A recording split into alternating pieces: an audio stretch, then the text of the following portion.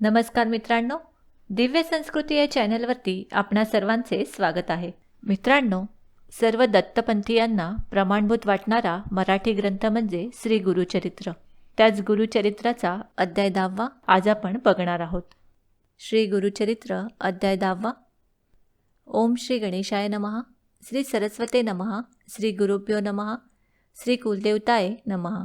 सिद्धयोग्यांचे बोलणे ऐकून नामधारकाने त्यांना विचारले, कुरवपुराचे महात्म्य कशा प्रकारे झाले? आपण म्हणता श्रीपाद श्रीवल्लभ कोठेही गेले नाहीत. ते कुरवपुरात सूक्ष्मरूपाने कायमचे राहिलेले आहेत.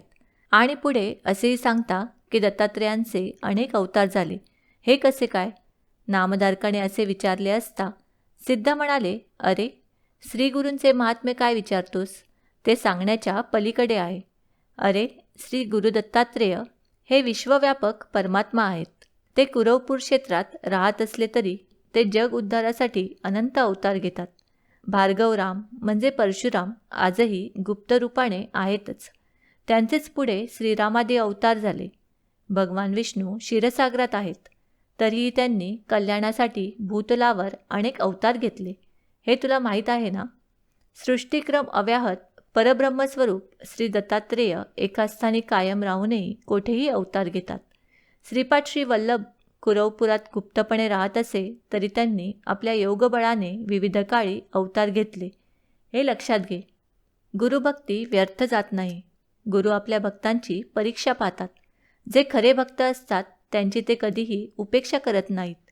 भक्ताने हाक मारताच त्यांच्यासाठी धावून जातात. श्री गुरु कसे भक्तवत्सल्य असतात, ते भक्तासाठी कसे प्रकट होतात याविषयी मी तुला एक कथा सांगतो. पूर्वी कश्यप गोत्राचा वल्लभेश नावाचा एक ब्राह्मण होता. तो अत्यंत सदाचार संपन्न सुशील असा होता. तो दरवर्षी नित्यनेमाने कुरवपुरास श्री गुरूंच्या दर्शनासाठी येत असे. त्यांची श्री गुरूंवर नितांत श्रद्धा भक्ती होती. एकदा त्याने व्यापारासाठी जात असताना नवस केला. व्यापारात चांगला फायदा झाला तर मी कुरवपूर यात्रेला जाईन व 1,000 ब्राह्मणांना इच्छाभोजन देईन असा निश्चय करून मनोमन श्री गुरूंचे स्मरण करीत व्यापारच गेला. त्याने ज्या ज्या ठिकाणी व्यापार केला त्या त्या ठिकाणी त्याला शतपट फायदा झाला. त्याला अतिशय आनंद झाला.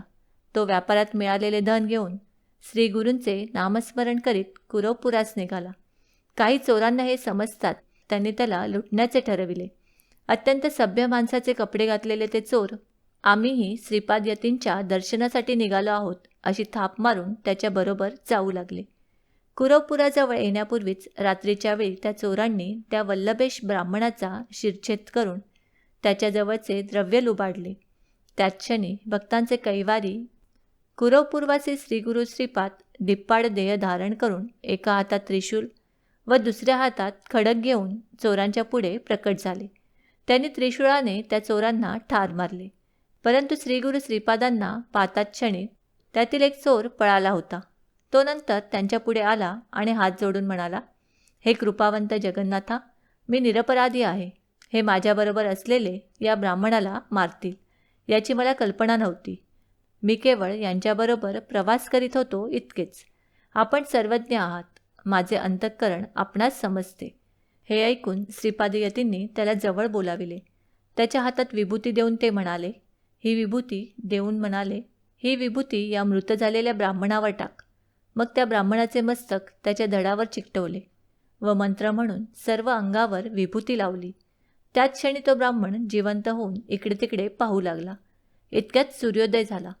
श्रीपादयती एकाएकी अदृश्य झाले. तो एकटा सहप्रवासी तेथे होता. इतरांचे देह तेथे पडले होते. ती प्रेते पाहून ब्राह्मणाने विचारले, या माणसांना कोणी मारले? त्यावर तो सहप्रवासी म्हणाला, हे सगळे चोर होते. त्यांनी तुला ठार मारून तुझ्याजवळचे धन लुबाडले होते. पण त्याचवेळी येथे एक दिप्पाड तपस्वी जटाधारी त्यांनी सर्वांगाला भस्म लावले होते. त्यांच्या हातात त्रिशूळ खडग होते. त्यांनी या चोरांचा वध केला. मी त्यांना शरण गेलो. त्यांनी तुझ्या शरीरावर विभूती लावून मंत्र म्हणून तुला जिवंत केले. ते लगेच अदृश्य झाले. त्यांनीच तुझे रक्षण केले. ते भगवान शंकर असावेत असे मला वाटले. वल्लभेश ब्राह्मणाने हे ऐकले. त्याच्याबरोबर जे धन होते ते त्या चोरांच्या जवळ होते हे पाहून त्याची खात्रीच पटली. मग तो ते सगळे धन घेऊन कुरवपुरास गेला. त्याने श्रीगुरूंची मनोभावे पूजा केली. मग त्याने 1000 ब्राह्मणांना भोजन घातले. त्याने आपला नवस पूर्ण केला. असे अनेक भक्त कुरवपुरास येतात व श्रीपाद श्री वल्लभांच्या चरणपादुकांची मनोभावे पूजा करतात. श्रीगुरू कुरवपुरात अव्यक्त रूपात राहून आपल्या भक्तजनांचे रक्षण करीत असतात. सिद्धयोगी नामधारकाला म्हणाले, कुरवपुराचे व तेथे अदृश्य रूपात असलेल्या श्रीपाद श्री वल्लभांचे महात्म्य असे आहे. यानंतर ते नृसिंह सरस्वती म्हणून अवतार घेतील व आपले विलक्षण चरित्र दाखवतील. सरस्वती गंगाधर सांगतात, श्रोते हो, आता श्रीगुरूंची पुढील चरित्रकथा लक्षपूर्वक ऐका. त्यामुळे सर्व मनोरथ सिद्धीला जातील. अशा रीतीने श्री गुरुचरित्रामृतातील कुरवपूर क्षेत्र महिमा नावाचा अध्याय 10वा समाप्त. श्री गुरु दत्तात्रेय अर्पणमस्तु. आध्यात्मिक रहस्य. सदा सर्वदा देव सन्निध आहे, कृपाळूपणे अल्पधारिष्ट पाहे. समर्थ वचन या अध्यायाचे मनन करताना आठवते. देव अगदी अंत पाहतो आणि मगच संकटातून सोडवितो. भक्ताची प्राणार्पण करण्याचीही तयारी असली पाहिजे. सर्वस्व समर्पण करूनच गुरु किंवा देवता प्रसन्न होते. ब्राह्मणाने केलेला नवस सहजासहजी फेडून झाला असता तर त्यात भक्तीतील अनन्य शरणता कशी प्रत्ययास आली असती. या अध्यायात आणखी एक रहस्यमय पैलू आहे. चोरांनी ब्राह्मणाचे द्रव्यहरण करायचे ठरवलेले असते. तेवढ्यापुरता बेत पसंत असल्यामुळे एक चोर त्यांना सामील झाला होता, पण त्यांनी त्या विप्राची हत्या केली. त्या चोराने त्यात भाग घेतला नाही. श्रीपादांची त्याने क्षमा मागितली. त्याला जीवदान मिळाले. त्याला तर श्रीपादांचे दर्शन झाले. ब्राह्मण पुन्हा जिवंत झालेला स्वतःच्या डोळ्यांनी पाहायला मिळाला. श्रीपादांशी संभाषण झाले. त्यांना त्याने मदतही केली. ब्राह्मणाला एवढा साक्षात्कार सांगायचे भाग्यही त्यालाच मिळाले. तो चोर असूनही मरणाच्या भीतीने का होईना श्रीपादांना शरण गेला. त्यांनी शरणागताला अभय दिले. त्याला धन्य केले. जे दर्शन भक्त ब्राह्मणाला मिळाले नाही तेही त्याला दिले. हा विलक्षण प्रभाव ईश्वराच्या भक्तांची संगत लाभल्याचा आहे. श्री गुरुदेव दत्त. अध्याय 11वा. ओम श्री गणेशाय नमः. श्री सरस्वते नमः. श्री गुरुभ्यो नमः. श्री कुलदेवताय नमः. श्री गुरूंचा पुढचा अवतार कसा झाला ते मला सविस्तर सांगा, असे नामधारक म्हणाला असता सिद्ध म्हणाले, श्रीपाद अवतारात मतिमंद ब्राह्मण गुरुकृपेने विद्वान झाला. ही कथा मी तुला पूर्वी 8व्या अध्यायात सांगितली आहे. श्रीपादांनी त्या मुलाच्या आईला शनिप्रदोषाच्या दिवशी शिवपूजन करण्यास सांगितले. त्यानुसार तिने ते व्रत आयुष्यभर केले. काही दिवसांनी तिला मृत्यू आला. त्यानंतर ती कारंजा गावात वाजसनीय शाखेच्या एका ब्राह्मणाची कन्या म्हणून जन्मास आली. तिच्या आईवडिलांनी तिचे चांगल्या प्रकारे पालनपोषण केले. तिचे नाव अंबा भवानी असे ठेवण्यात आले. ती उपवर झाली असता त्या गावातील शिवभक्त माधव नावाच्या ब्राह्मणाशी तिचा विवाह झाला. अंबा आणि माधव दोघेही भगवान शंकराची मोठी भक्ती करत असत. ते दोघेही नित्यनेमाने प्रदोष समयी शिवपूजन करीत असत. शनिवारी आणि त्रयोदशीला विशेष प्रकारे यथासांग शिवपूजा करीत असत. आपल्याला श्री दत्तात्रेयांसारखा पुत्र व्हावा अशी त्यांची इच्छा होती. काही दिवसांनी अंबा भवानीला पुत्र झाला. सर्वांना अतिशय आनंद झाला. तो पुत्र अत्यंत तेजस्वी होता. तो जन्माला येताच ओंकाराचा उच्चार करू लागला. ते पाहून लोकांना आश्चर्य वाटले. विद्वान ज्योतिषांनी त्याचे नाव जातक वर्तविले. ज्योतिषी म्हणाले, हा अवतारी पुरुष आहे. सर्वांचा गुरु होईल. याच्या शब्दांना मोठी प्रतिष्ठा प्राप्त होईल. हा लोकांच्या इच्छा पुरविणारा चिंतामणी होईल. अष्टसिद्धी नवनिधींचा हा स्वामी त्रैलोक्यात वंदनीय पूजनीय होईल. याच्या केवळ दर्शनाने महापातकी लोक पावन होतील. याचे केवळ स्मरण केले असता दुःख दारिद्र्य नाहीसे होईल.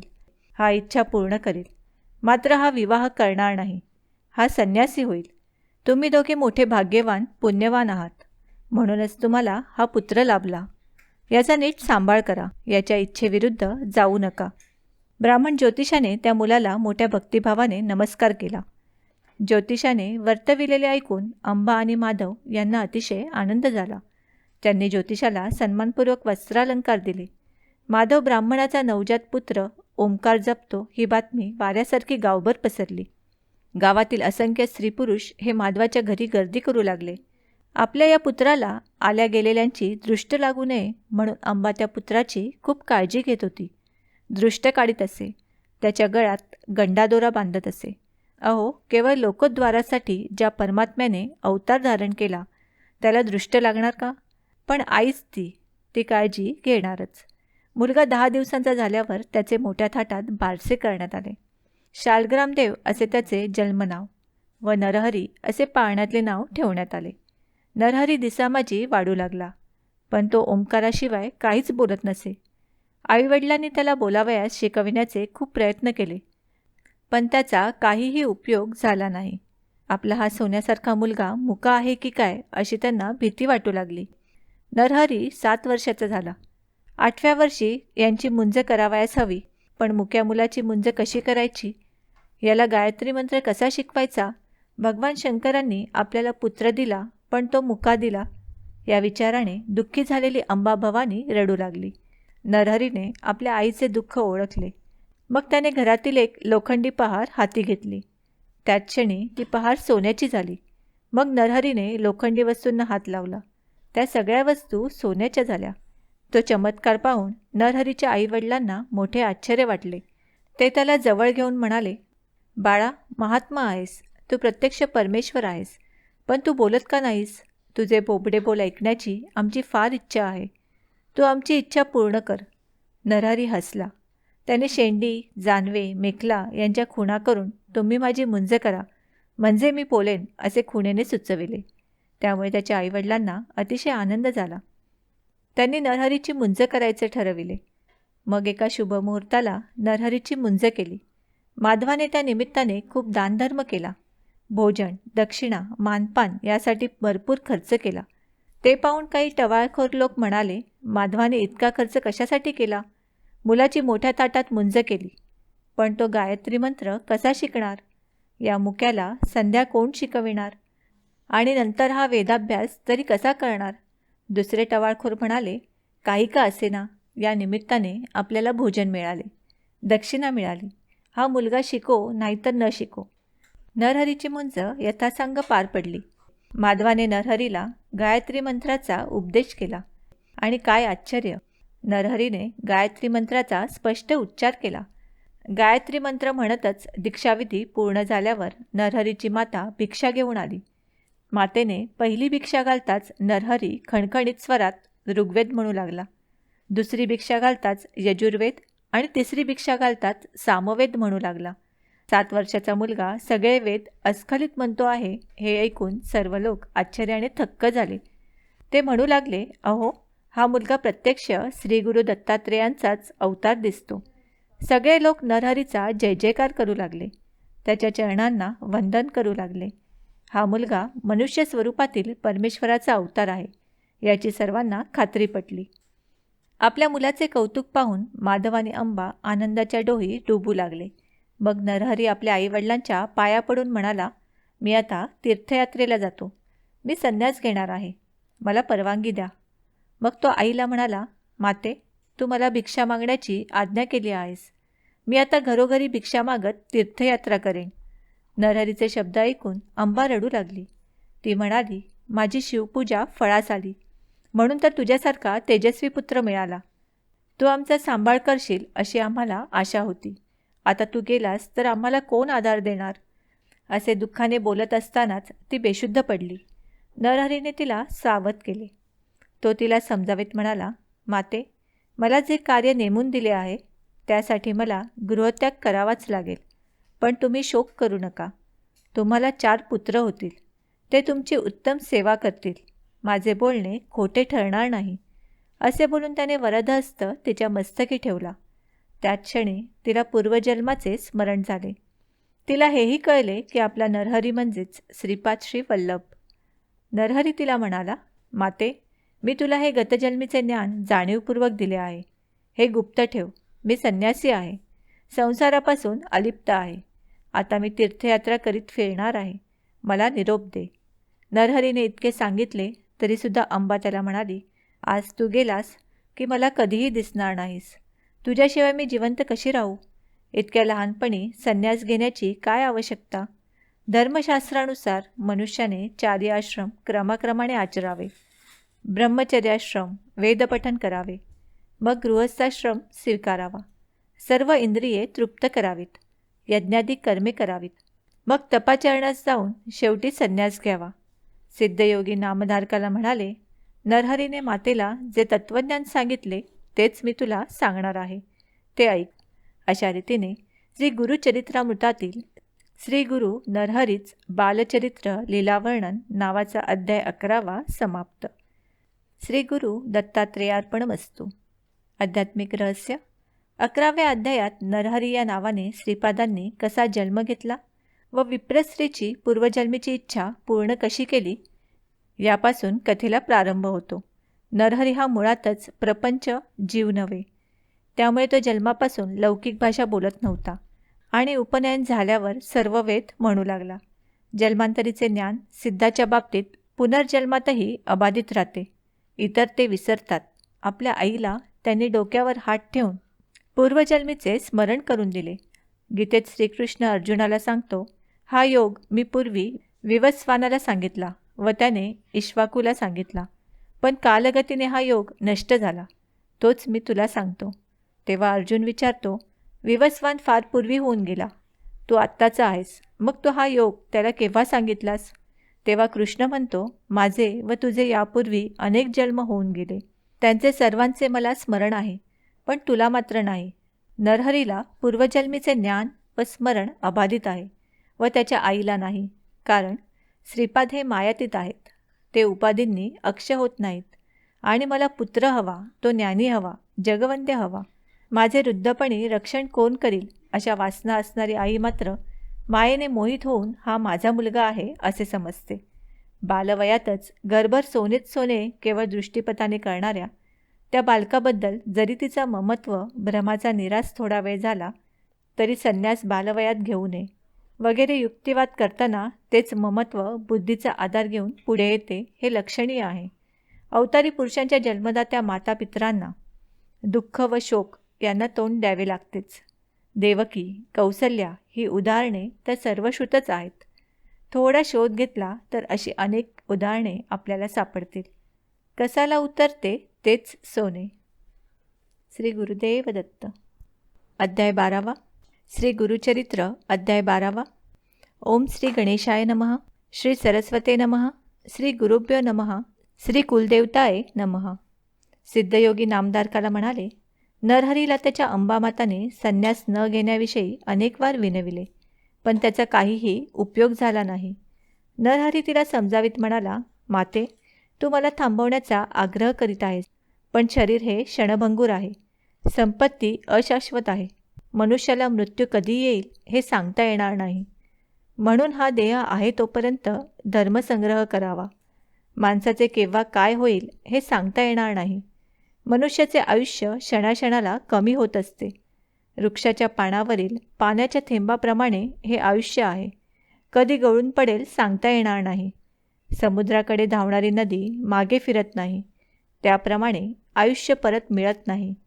म्हणून मनुष्याने प्रत्येक क्षण पुण्यकर्मांनी सार्थकी लावावा. मूर्ख लोकांना हे समजत नाही.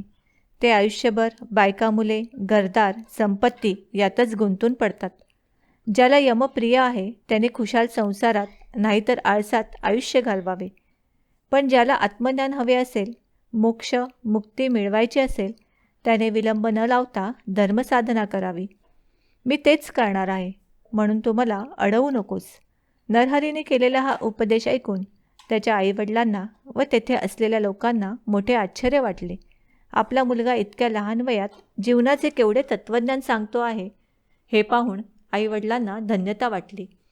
अंबा नरहरीला म्हणाली, बाबा, तू आमचे कुलदैवत आहेस. मला 4 पुत्र होतील असे तू वचन दिले होतेस. असे तू म्हणालास यावर माझा विश्वास नाही. त्याला मी काय करू? माझी तुला विनंती आहे. मला 1 पुत्र होईपर्यंत तू आमच्या जवळ राहावेस, मग मी तुला जाण्यास परवानगी देईन. माझा शब्द मोडशील तर मी प्राणत्याग करीन. त्यावर नरहरी हसून म्हणाला, माते, माझे बोलणे सत्य मान. तुला एकच काय 2 पुत्र होईपर्यंत मी तुझ्या जवळ राहीन. तुला 2 पुत्र झाले की मी थांबणार नाही. मी 1 वर्षभर तुझ्याजवळ राहीन. मग नरहरी 1 वर्ष आईवडिलांच्या जवळ राहिला. 7 वर्षाचा नरहरी सर्वांना वेद शिकवू लागला. 7 वर्षाचा हा मुलगा 4 वेद शिकवतो हे पाहून लोक थक्क झाले. मोठमोठे विद्वान लोक नरहरीचे शिष्य बनून वेद शिकू लागले. स्वतःला षटशास्त्री म्हणविणारे लोकही नरहरीकडे येऊ लागले. त्यामुळे नरहरीची कीर्ती सर्वदूर पसरली. ते पाहून आईवडिलांना मोठी धन्यता वाटू लागली. काही दिवसांनी अंबा गरोदर राहिली. 9 मास पूर्ण होताच तिला जुळे पुत्र झाले. नरहरीचा आशीर्वाद खरा ठरला. सद्गुरूचे वचन खोटे कसे ठरेल? पुत्रप्राप्तीने आईवडिलांना अतिशय आनंद झाला. 1 वर्षाची मुदत पूर्ण होताच नरहरी मातेला म्हणाला, माते, तुझी इच्छा पूर्ण झाली आहे. तुझे हे 2 पुत्र शतायुषी होतील. 2 पुत्र व 1 कन्या होईल. तुम्हाला कधीही काहीही कमी पडणार नाही. तुम्ही सर्वजण सुखात राहाल. तुमचे पुत्र तुमचे आयुष्यभर उत्तम सेवा करतील. तुम्ही माझे स्मरण करताच मी तुम्हाला भेटेन. तुम्ही जन्मोजन्मी शिवाची आराधना केली आहे. त्या भावभक्तीने प्रदोषपूजा केली आहे. सुखसमृद्धी, यश, कीर्ती, इहलोकी सौख्य व परलोकी मोक्षमुक्ती, कुळात सत्पुरुषाचा जन्म हे शिवभक्तीचेच फळ आहे. हे सर्व काही तुम्हाला प्राप्त होईल. आता मी 30 वर्षांनी येऊन भेटेन. आता मला जाण्याची परवानगी द्या. सर्वजण नरहरीच्या पाया पडले. सर्वांच्या मनात त्याच्याबद्दल अपार श्रद्धा होती. प्रेम होते, कौतुक होते, आदर होता. सर्वजण त्याला वंदन करून आपापल्या घरी गेले. नरहरी काशीला निघाला. माधव व अंबा त्याला निरोप देण्यासाठी गावाच्या वेशीपर्यंत गेले. तेथे नरहरीने त्या दोघांना श्रीपाद श्रीवल्लभ व दत्तात्रेय रूपात दर्शन दिले. त्या दोघांना धन्य धन्य वाटले. त्यांनी त्याला साष्टांग नमस्कार केला. नरहरी बद्रिकाश्रमाकडे निघाला, पण त्या अगोदर तो काशीला गेला. तेथे त्याने काशी विश्वेश्वराचे दर्शन घेतले. तेथे त्याने अत्यंत खडतर तपश्चर्या केली. नरहरीची तपश्चर्या, योगसाधना, त्यांची संन्यासवृत्ती इत्यादी पाहून त्या काशी क्षेत्रातील मोठमोठ्या तपस्व्यांना मोठे नवल वाटले. अनेक लोक त्याचे दर्शन घेण्यासाठी येऊ लागले. तेथे कृष्ण सरस्वती नावाचे एक वयोवृद्ध ज्ञानवृद्ध तपस्वी होते. ते नरहरीची लक्षणे पाहून इतर तपस्व्यांना म्हणाले, हा नरहरी बाल असला तरी हा महातपस्वी आहे. हा परमज्ञानी असून सत्पुरुष आहे. हा गुरुपदाचा अधिकारी आहे. याने संन्यास घेतला तर या कलियुगात लोप पावलेल्या संन्यास धर्माचे पुनर्जीवन होईल. हा लोककल्याण करणारा आहे. याच्या दर्शनाने पतित लोक पवन पातील. याने इतरांना संन्यास दीक्षा दिली तर परमार्थ साधनेत आवश्यक असे बुद्धीचे स्थैर्य प्राप्त होईल. यासाठी याने अगोदर स्वतः संन्यास घ्यावयास हवा, असे कृष्ण सरस्वतीने सांगितले असता सर्व संन्यासी तपस्वी नरहरीला भेटून म्हणाले, या कलियुगात संन्यास घेणे निषिद्ध मानले जाते. हे अत्यंत अयोग्य आहे. पूर्वी शंकराचार्यांनी संन्यास धर्माला प्रतिष्ठा मिळवून दिली होती. तेच कार्य आता तुम्हाला करावे लागणार आहे. यासाठी तुम्ही ही संन्यास दीक्षा घेऊन या प्राचीन परंपरेचा उद्धार करा. नरहरीने ही विनंती मान्य करून कृष्ण सरस्वतींच्या विधिवत संन्यास दीक्षा घेतली. ते नृसिंह सरस्वती झाले. सिद्ध योगींनी असे सांगितले असता नामधारकाने त्यांना विचारले, नरहरी म्हणजे साक्षात त्रिमूर्ती दत्तात्रेयांचे अवतार. ते गुरूंचेही गुरु जगद्गुरू असताना त्यांनी दुसरा गुरु का केला? त्यावर सिद्धयोगी म्हणाले, पूर्वी भगवान विष्णूचा अवतार असलेल्या श्रीरामांनी वसिष्ठांना गुरु केले. त्याचप्रमाणे भगवान योगेश्वर श्रीकृष्णांनी सांदीपनींना गुरु केले. त्यामुळे गुरुपदाची प्रतिष्ठा वाढली. गुरु शिष्य परंपरा अबाधित ठेवली. हेच कार्य नरहरीने केले. नामधारकाने विचारले, हे कृष्ण सरस्वती कोण? त्यांची गुरुपरंपरा मला सांगा. नामधारकाने असे विचारले असता सिद्धयोगी म्हणाले, त्यांचा मूळ गुरु भगवान शंकर. त्याने विष्णूला उपदेश केला. विष्णूंचा शिष्य ब्रह्मदेव, त्यांचा शिष्य वसिष्ठ, या क्रमाने शक्ती, पराशर, व्यास, शुक्राचार्य, गौडपादाचार्य, आचार्य, गोविंद शंकराचार्य, विश्वरूपाचार्य, ज्ञानबोधगिरी, सिंहगिरी, ईश्वरतीर्थ, नृसिंहतीर्थ, विद्यातीर्थ, शिवतीर्थ, भारतीतीर्थ, विद्यारण्य, विद्यातीर्थ, मलियानंद, देवतार्थ, सरस्वती, सरस्वती यादवेंद्र, अशी ही श्रेष्ठ गुरुपरंपरा आहे. कृष्ण सरस्वती हे यादवेंद्राचे शिष्य. नरहरीने कृष्ण सरस्वतींपासून संन्यास दीक्षा घेतली. त्यांना नृसिंह सरस्वती असे नाव देण्यात आले. नृसिंह सरस्वतींनी काशीक्षेत्री काही दिवस राहून अनेकांना संन्यास दीक्षा दिली व ज्ञानदानाचे मोठे कार्य केले. मग ते बद्रिकाश्रमाकडे गेले. त्यांना अनेक शिष्य मिळाले. मार्गात त्यांनी अनेक तीर्थक्षेत्रांचे दर्शन घेतले.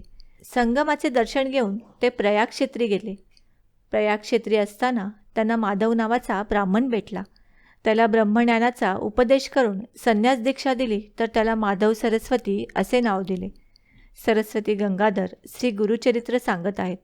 याचे श्रवण केले असता 4 पुरुषार्थाची प्राप्ती होते. अशा रीतीने श्री गुरुचरित्रामृतातील काशीक्षेत्री संन्यास गुरुशिष्य परंपरा नावाचा अध्याय 12वा समाप्त. श्री गुरुदत्तात्रेयार्पणमस्तु. आध्यात्मिक रहस्य. जीवाला लघु हो म्हणणे जरा निष्ठुरतेचे व अपमानाचे वाटण्याचा संभव आहे. म्हणून वेदशास्त्रांनी जीवाला तू विविध तापातून भावबंधनातून मुक्त होण्यासाठी गुरुला शरण जा अशी प्रेमाची आज्ञा दिली आहे. लघु होणे म्हणजे थट्टा नव्हे. प्रत्येकाला गुरुत्व हवा असतो. लघुत्व म्हणजे लहानपणा नको असतो. संसार म्हणजे घरदार बायको मुले नव्हेत. संसाररूप सर्पाचे अहम व मम हे 2 दात आहेत. जे लोक हे 2 विषारी दात पाडून टाकतील त्यांना भवसर्पाचे भय न राहता ते गारुड्याप्रमाणे संसार सर्पाशी सुखाने क्रीडा करू शकतात. मी व माझे यातून सुटणे म्हणजे जन्ममरणाच्या फेऱ्यात न सापडणे, त्यातून सुटणे. ती दोन्ही मिथ्या आहेत हे विवेकाने कळल्यावर जन्ममरणाची संसाराची भीती राहत नाही. असे झाल्यावर तुझा गर्भवासी सुखे घालावे आम्हासी असे मागण्याचा अधिकार येतो. पूर्वीच्या संतांप्रमाणेच स्वामी विवेकानंद म्हणतात, उन्नतीच्या दिशेने आक्रमण केवळ ग्रंथाच्या सहाय्याने होणे शक्य नाही. एका जीवात्म्याला जे चालन मिळवायचे ते दुसऱ्या जीवात्म्याकडूनच मिळते. ते त्याला दुसऱ्या कोणत्याही जड वस्तूकडून प्राप्त होत नाही. सारा जन्म आपण ग्रंथाचा अभ्यास केला तर फार झाले तर आपली बुद्धी जागृत होईल. पण अखेरीस धार्मिक उन्नतीची एकही पायरी आपण चढलो नाही हे आपल्या लक्षात येईल. आपल्या जीवात्म्याला जे चालन मिळायचे ते दुसऱ्या जीवात्म्याकडून मिळणे शक्य आहे. तुमचा गुरु तुम्हाला भेटेपर्यंत तुम्हाला ब्रह्मज्ञानाची प्राप्ती होणार नाही. वरील तत्वास अनुसरून व सर्वसामान्य लोकांस उदाहरण घालून देण्यासाठी श्री नृसिंह सरस्वती तसेच श्रीराम, श्रीकृष्ण वगैरे अवतारी पुरुषांनीही गुरु केले. श्री गुरुदेव दत्त. अध्याय 13वा. श्री सरस्वते नमः. श्री गुरुभ्यो नमः. श्री कुलदेवताये नमः. नामधारक सिद्धांच्या चरणांना वंदन करून म्हणाला, गुरुदेव, तुम्ही तर माझ्यासाठी संसारसागर तारक आहात. तुम्ही दाखविलेले ज्ञान प्रकाशाप्रमाणे शांत स्थिर झाले आहे. तुम्ही आत्तापर्यंत सांगितलेले श्री गुरुचरित्रामृत सेवन करूनही माझी श्रवणतृष्णा अधिकच वाढली आहे. ती शमविण्यासाठी तुम्हीच समर्थ आहात. ज्याने कधी स्वप्नातही ताकसुद्धा पाहिले नाही त्याला जर दुधाने भरलेले भांडे मिळाले तर त्याची जशी अवस्था होईल तशी माझी अवस्था झाली आहे. महाराज, आपले माझ्यावर अनंत उपकार आहेत. त्यांची परतफेड मी जन्मोजन्मी करू शकणार नाही. आपण मला ऐकण्याची माझी इच्छा आहे. नृसिंह सरस्वतींविषयी मला आणखी विस्ताराने सांगा. गुरुदेव नृसिंह सरस्वती प्रयागक्षेत्री असताना त्यांनी माधव सरस्वतीस दीक्षा दिली असे आपण सांगितले, पण पुढे ते सांगण्याची कृपा करा. नामधारकाची ही जिज्ञासा पाहून सिद्धांना अतिशय आनंद झाला. त्यांनी नृसिंह सरस्वतींविषयी सांगण्यास सुरुवात केली. ते म्हणाले, श्री नृसिंह सरस्वतींनी प्रयागक्षेत्री माधव सरस्वतीस दीक्षा दिली. त्यानंतर ते काही काळ तेथेच राहिले. त्यांची ख्याती सगळीकडे पसरली. अनेक जण त्यांचे शिष्य झाले. त्यांनी माधव सरस्वतींसह 7 जणांना संन्यास दीक्षा देऊन त्यांच्यावर अनुग्रह केला. हे सर्व शिष्य मोठे प्रज्ञावान व स्वामिनिष्ठ होते. बाळ सरस्वती, कृष्ण सरस्वती, उपेंद्र सरस्वती, सदानंद सरस्वती, ज्ञानज्योती सरस्वती आणि सिद्ध असे 7 शिष्य होते. त्या शिष्यांना बरोबर घेऊन नृसिंह सरस्वती दक्षिण यात्रेला निघाले. अनेक तीर्थक्षेत्रांचे दर्शन घेत ते आपल्या जन्मगावी म्हणजेच कारंजास आले. ते आपल्या आईवडिलांना व भावंडांना भेटले. त्यांच्या आगमनाने सगळ्या गावाला अतिशय आनंद झाला.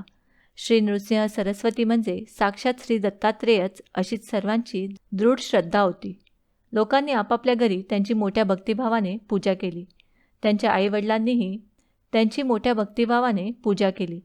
आईला गतजन्माची आठवण झाली. आपण केलेली प्रदोष पूजा फळास आली असे तिला वाटले. ती आपल्या पतीला म्हणाली, मी गतजन्मी परमज्ञानी व विश्ववंद्य असा पुत्र मला व्हावा अशी मी श्रीपाद श्री वल्लभांना प्रार्थना केली होती. त्यांनी मला भगवान शंकराची आराधना व प्रदोष व्रत करण्यास सांगितले. तुझी इच्छा पूर्ण होईल असा आशीर्वाद दिला होता. तो त्यांचा आशीर्वाद या जन्मी सफल ठरला. श्रीपाद श्री वल्लभांचा माझ्याच पोटी अवतार झाला होता. माधव व अंबा यांनी नृसिंह सरस्वतींच्या चरणी मस्तक ठेवून प्रार्थना केली, तू आमचा उद्धार कर. त्यांनी अशी प्रार्थना केली असता श्री नृसिंह सरस्वती म्हणाले, पुत्राने संन्यास घेतला की त्याच्या 42 कुळांचा उद्धार होतो. त्यांना शाश्वत अशा ब्रह्मपदाची प्राप्ती होते. त्यांच्या कुळात आणखी जे जन्म घेतात त्यांनाही ब्रह्मपदाची प्राप्ती होते. पूर्वी कोणी नरकात गेले असतील त्यांनाही ब्रह्मपदाची प्राप्ती होते. म्हणूनच मी संन्यास घेतला. तुम्हालाही ब्रह्मपदाची प्राप्ती होईल. तुमचे पुत्र शतायुषी होतील. तुम्हाला पुत्र पाहाव्यास मिळतील. शेवटी तुम्ही काशीक्षेत्री देह ठेवाल. काशीक्षेत्र मुक्तिस्थान आहे. तुम्ही कसलीही चिंता करू नका. माधव आणि अंबा यांना रत्नाई नावाची कन्या होती. ती श्रीस्वामी नृसिंह सरस्वतींच्या पाया पडून म्हणाली, स्वामी, माझा उद्धार करा. मी या संसार सागरात बुडाले आहे. संसारातील विविध तापांची मला भीती वाटते. संन्यास घेऊन तपश्चर्या करावी असे मला वाटू लागले आहे.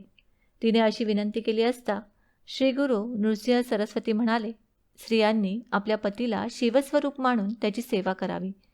त्यासाठी संसार त्याग करून संन्यास करण्याची काहीच गरज नाही. वेदशास्त्र पुराणांनी हेच सांगितले आहे. म्हणून तू संसारच कर. श्री गुरूंनी असे सांगितले असता रत्नाई म्हणाली, गुरुदेव, आपण त्रिकालज्ञानी आहात. भविष्यभूत सर्व काही जाणता. म्हणून माझे प्रारब्ध काय आहे ते मला सविस्तर सांगण्याची कृपा करावी. रत्नाईने अशी विनवणी केली असता श्री गुरु म्हणाले, तुला तपश्चर्या करायची असली तरी तुझे संचित पाप खूप मोठे आहे व ते तुला भोगावेच लागणार आहे. तू पूर्वजन्मी एका गाईला लाथ मारली होतीस. तू शेजारच्या पतिपत्नींमध्ये भांडण लावून दिलेस. या पापकर्मामुळे तुझ्या सर्वांगाला कुष्ठरोग होईल. तुझा पती त्याग करून तपश्चर्येला जाईल. तुझे सर्वांग कुष्ठरोगाने नासेल. मग तुला माझे दर्शन पुन्हा घडेल. मग तू दक्षिणेकडे भीमा अम्रजा संगमावरील गाणगापूर क्षेत्री जा. त्या संगमाला पापविनाशी तीर्थ असे म्हणतात. त्या तीर्थात स्नान केलेस की तुझे सर्व पाप नष्ट होईल. तू पापमुक्त होशील. रत्नाईला असा उपदेश करून श्रीगुरू आपल्या शिष्यांसह दक्षिणेकडील त्र्यंबकेश्वर क्षेत्री गेले. येथेच गोदावरी नदीचा उगम आहे. त्या तीर्थक्षेत्राचे महात्म्य फार मोठे आहे. पुराणात ते विस्ताराने सांगितले आहे. ते मी तुला थोडक्यात सांगतो. ते लक्षपूर्वक ऐक. असे सांगून सिद्धयोगी नामधारकाला गोदा महात्म्य सांगू लागले. भगवान शंकरांनी गंगेला आपल्या जटामुकुटात धारण केली होती. त्या काळी गौतम ऋषीसह अनेक ऋषीमुनी तपस्वी त्र्यंबकेश्वर क्षेत्रात तपश्चर्या करीत होते. ते सर्वजण उदरनिर्वाहासाठी भातशेती करीत असत. एकदा त्या सर्वांनी विचार केला, भगवान शंकराच्या मस्तकावरील गंगा जर क्षेत्री आणली तर शेतीला भरपूर पाणी मिळेल. त्यामुळे सर्व लोकांचे कल्याण होईल. पण ती गंगा कोण आणू शकेल? हे कार्य मोठे कठीण आहे. गौतम ऋषी भगवान शंकराचे परमभक्त आहेत. महातपस्वी आहेत. त्यांनाच हे कार्य करणे शक्य आहे. पण त्यांच्यावर काही संकट आल्याशिवाय ते हे काम करणार नाहीत. असा विचार करून त्या ऋषींनी आपल्या योगबळाने दुर्वेपासून एक मायावी सवत्स गाय निर्माण केली व ती गौतम ऋषींच्या भातशेतीत सोडली.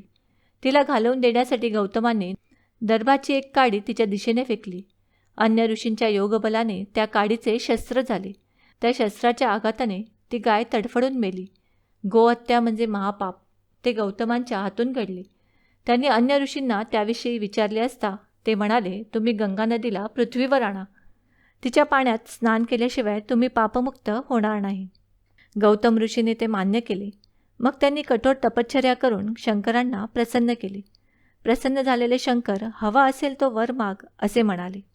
तेव्हा गौतम ऋषी म्हणाले, भगवंता, तुझ्या मस्तकावरील गंगा मनुष्याच्या पापशालनासाठी या त्र्यंबकक्षेत्री प्रकट कर. शंकराने तथास्तु असे म्हणून आपल्या मस्तकावरील गंगा अंशरूपाने त्र्यंबकक्षेत्री अवतीर्ण केली.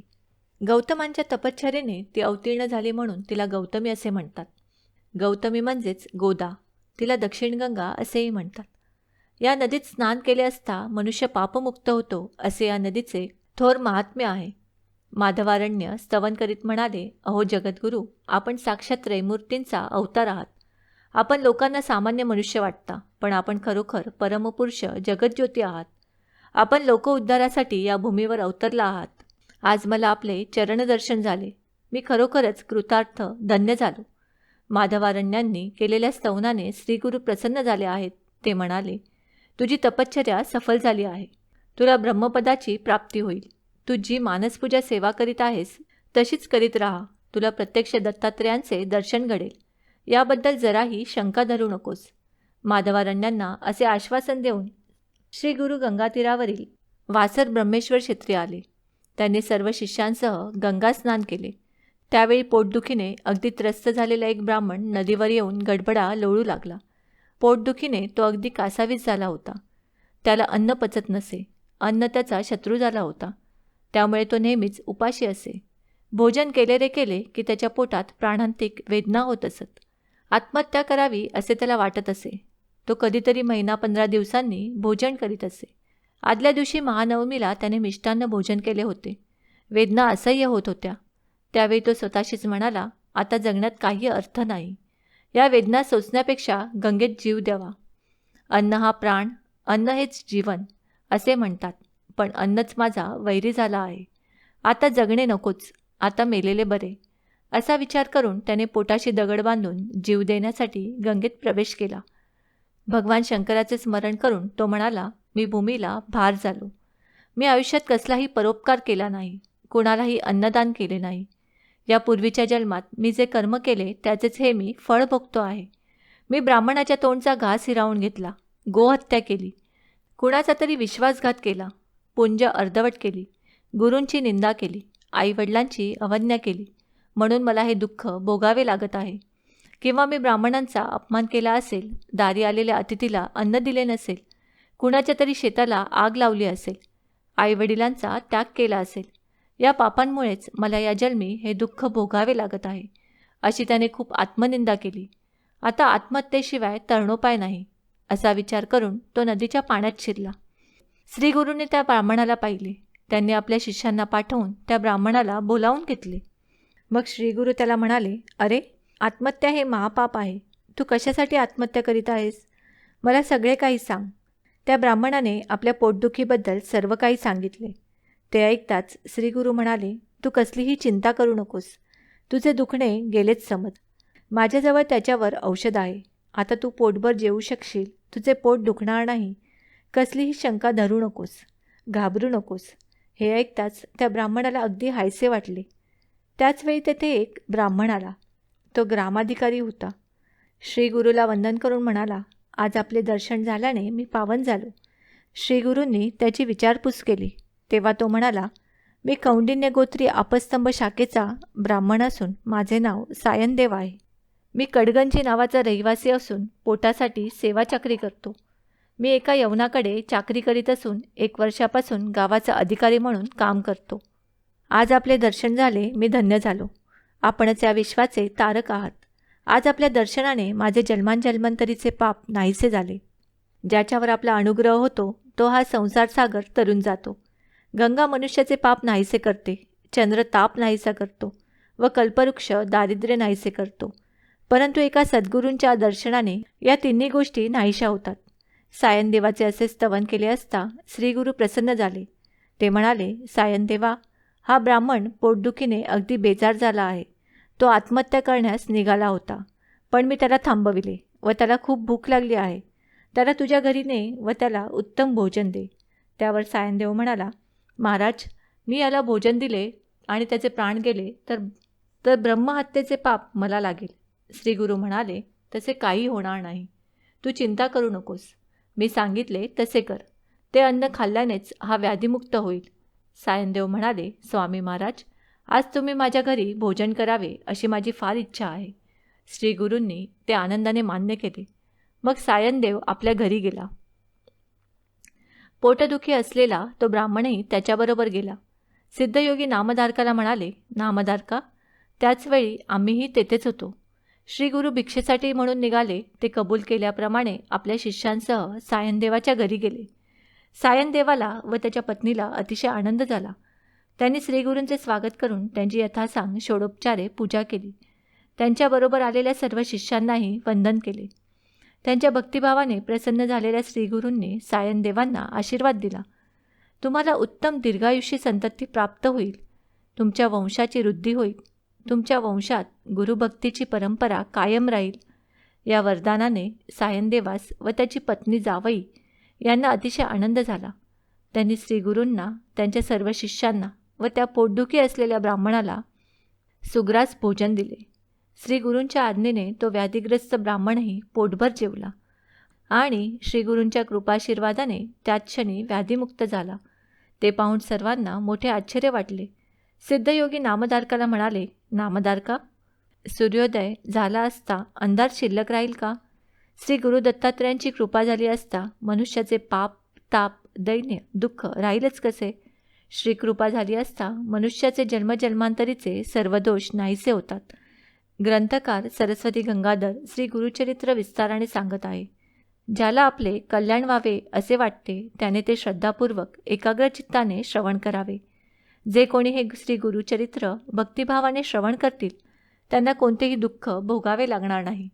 त्यांना सर्व सुखांची प्राप्ती होईल. हे त्रिवार सत्य आहे. अशा रीतीने श्री गुरुचरित्रामृतातील श्री गुरूंचे कारंजा नगराभिगमन व विप्रोदर व्यथा निवारण नावाचा अध्याय 13वा समाप्त. श्री गुरुदत्तात्रेयार्पणमस्तु. श्री गुरुदेव दत्त. अध्याय 14वा. ओम श्री गणेशाय नमः. श्री सरस्वते नमः. श्री गुरुभ्यो नमः. श्री कुलदेवताय नमः. नामधारक सिद्ध मुनींना नमस्कार करून जय जयकार करून म्हणाला, अहो योगीश्वर, तुम्ही प्रत्यक्ष ज्ञानसागर आहात. आता मला गुरुचरित्रातील पुढचा कथाभाग सांगा. त्यामुळे मला ज्ञानप्राप्ती होईल. पोटदुखी असलेल्या ब्राह्मणावर श्रीगुरू प्रसन्न झाले. मग पुढे काय झाले ते मला सविस्तर सांगावे. नामधारकाने अशी विनंती केली असता सिद्धयोगी म्हणाले, शिष्य ऐक. श्री गुरुचरित्र म्हणजे भक्तांसाठी कामधेनूच आहे. श्री गुरूंनी ज्याच्या घरी भिक्षा मागितली त्या सायनदेव ब्राह्मणावर ते प्रसन्न झाले. ते सायनदेवाला म्हणाले, तू माझी सेवा केलीस त्यामुळे मी प्रसन्न झालो आहे. तुझ्या वंशात उत्तरोत्तर गुरुभक्त जन्मास येतील. श्री गुरूंनी असा आशीर्वाद दिला असता सायनदेवाला अतिशय आनंद झाला. श्री गुरूंच्या चरणांना पुन्हा पुन्हा वंदन केले. श्री गुरूंचा जय जयकार करीत तो म्हणाला, गुरुदेव, आपण त्रिमूर्तीचा अवतार आहात. केवळ अज्ञानामुळे तुम्ही लोकांना मनुष्य वाटता. तुमचे महात्म्य वेदांनाही समजत नाही. तुम्ही प्रत्यक्ष ब्रह्मा, विष्णू, महेश आहात. आपल्या भक्तांचा उद्धार करण्यासाठी, त्यांना सन्मार्गाला लावण्यासाठीच तुम्ही मनुष्याचा वेश धारण केला आहे. मी तुमचे महात्म्य वर्णन करू शकत नाही. तथापि माझी आपणास एक प्रार्थना आहे.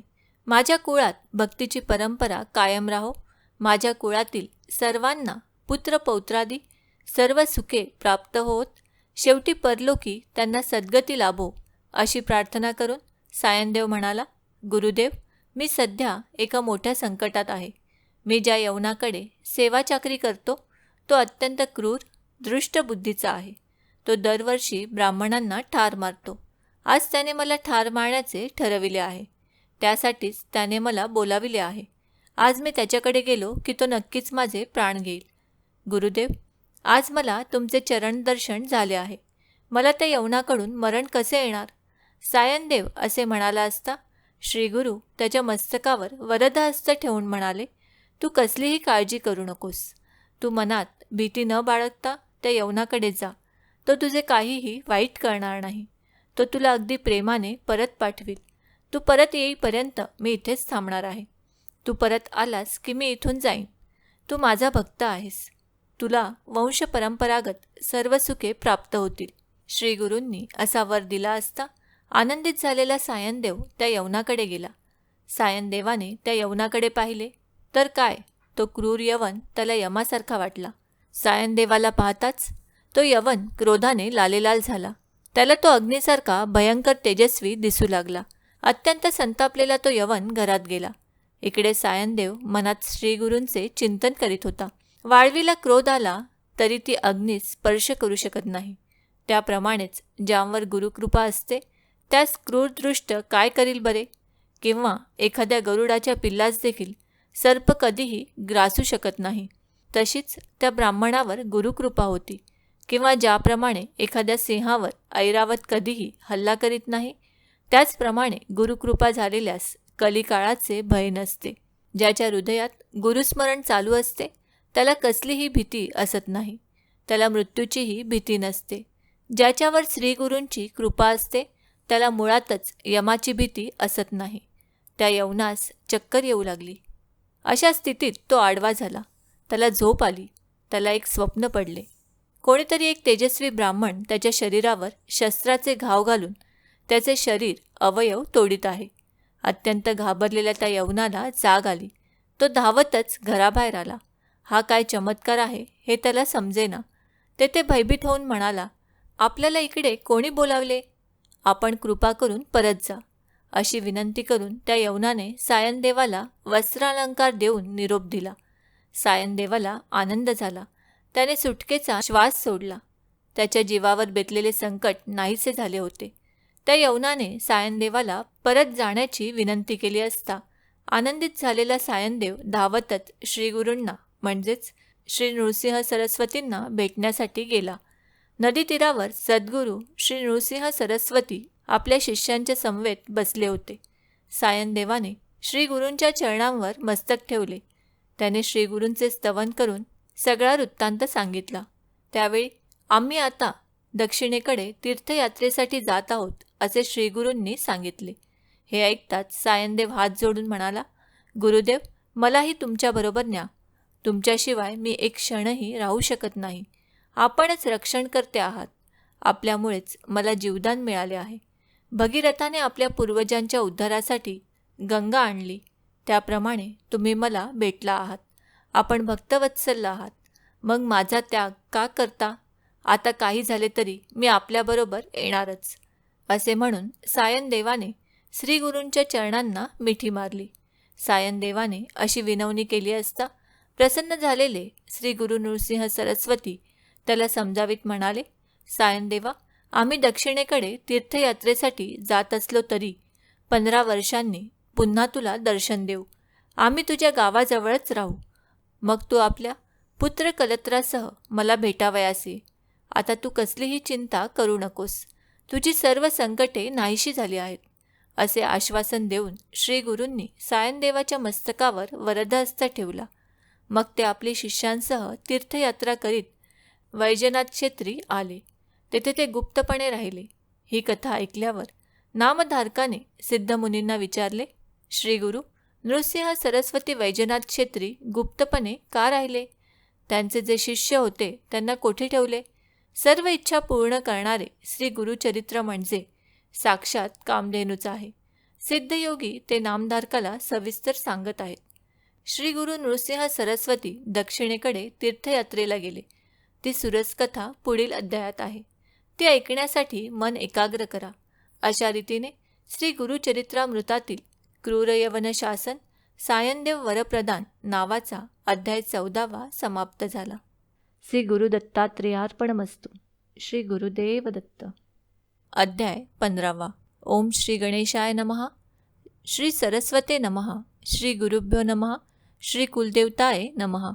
सिद्धयोगी नामधारकाला म्हणाले, वा रे शिष्या, नामधारका, तुझी गुरुचरणी असलेली भक्ती पाहून मला अतिशय आनंद होत आहे. खरोखर तू धन्य आहेस. तू मला विचारलेस, श्री गुरु नृसिंह सरस्वती वैजनाथ क्षेत्री गुप्तपणे का राहिले? त्याचे कारण ऐक. श्री गुरु वैजनाथ क्षेत्री आले असता त्यांची ख्याती सर्वत्र पसरली. अनेक लोक त्यांच्या दर्शनासाठी येऊ लागले. अनेक लबाड स्वार्थी लोक आपल्या इच्छा वासना पूर्ण करण्यासाठी येऊ लागले. या कलियुगात अनेक लोक केवळ आपल्या वासनापूर्तीसाठी शिष्यत्व स्वीकारतात. त्यांना आपल्या गुरुपासून ज्ञान नको असते. त्यांना आपल्या वासना पूर्ण करावयाच्या असतात. पूर्वी परशुरामाने पृथ्वी निषेध करून ब्राह्मणांना दिली, पण त्या ब्राह्मणांच्या कामना काही कमी झाल्या नाहीत. अनेक गोष्टी मागण्यासाठी ते येत. त्यांच्या मागण्याला काही अंतच नव्हता. म्हणून तर ते गुप्त झाले. विश्वव्यापक परमेश्वर काहीही देऊ शकतो, पण वरदानातही पात्र अपात्रतेचा विचार करावाच लागतो. स्वार्थी लबाड लोकांचा उपसर्ग होऊ नये म्हणून श्रीगुरू गुप्तपणे राहू लागले. नामधारका, त्यावेळी श्रीगुरू आपल्या सर्व शिष्यांना जवळ बोलावून म्हणाले, तुम्ही आता भारतभर तीर्थयात्रा करीत फिरा. सर्व तीर्थयात्रा पूर्ण झाल्यावर श्रीशैल पर्वतावर या. श्रीगुरूंनी अशी आज्ञा केली असता सर्व शिष्यांना अतिशय दुःख झाले. ते श्रीगुरूंच्या चरणांना वंदन करून म्हणाले, स्वामी, आम्हाला आपल्या पवित्र चरणी सर्व तीर्थांची प्राप्ती होते. तुमचे चरण सोडून आम्ही कुठे जाणार? श्री गुरुचरणांपाशीच सर्व तीर्थे असतात असे सर्व वेदशास्त्रे सांगतात. जवळ असलेल्या कल्पवृक्षाचा त्याग करून रानावनात कशासाठी जावे? त्यावर श्रीगुरू म्हणाले, तुम्ही सर्व संन्यासी आहात.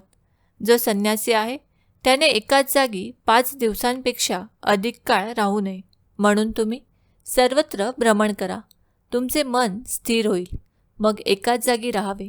या तीर्थाटनात तुम्हाला अधिक ज्ञान मिळावे अशी आमची इच्छा आहे. बहुधान्य संवत्सरात आम्ही श्रीशैल क्षेत्री असू. तेथेच आपली भेट होईल. श्रीगुरूंनी असे सांगितले असता सर्व शिष्य त्यांच्या पाया पडून म्हणाले, तुमचे वाक्य आम्हाला परिसा समान आहे. जो आपल्या गुरूची आज्ञा मानित नाही तो भयंकर अशा रौरव नरकात जातो.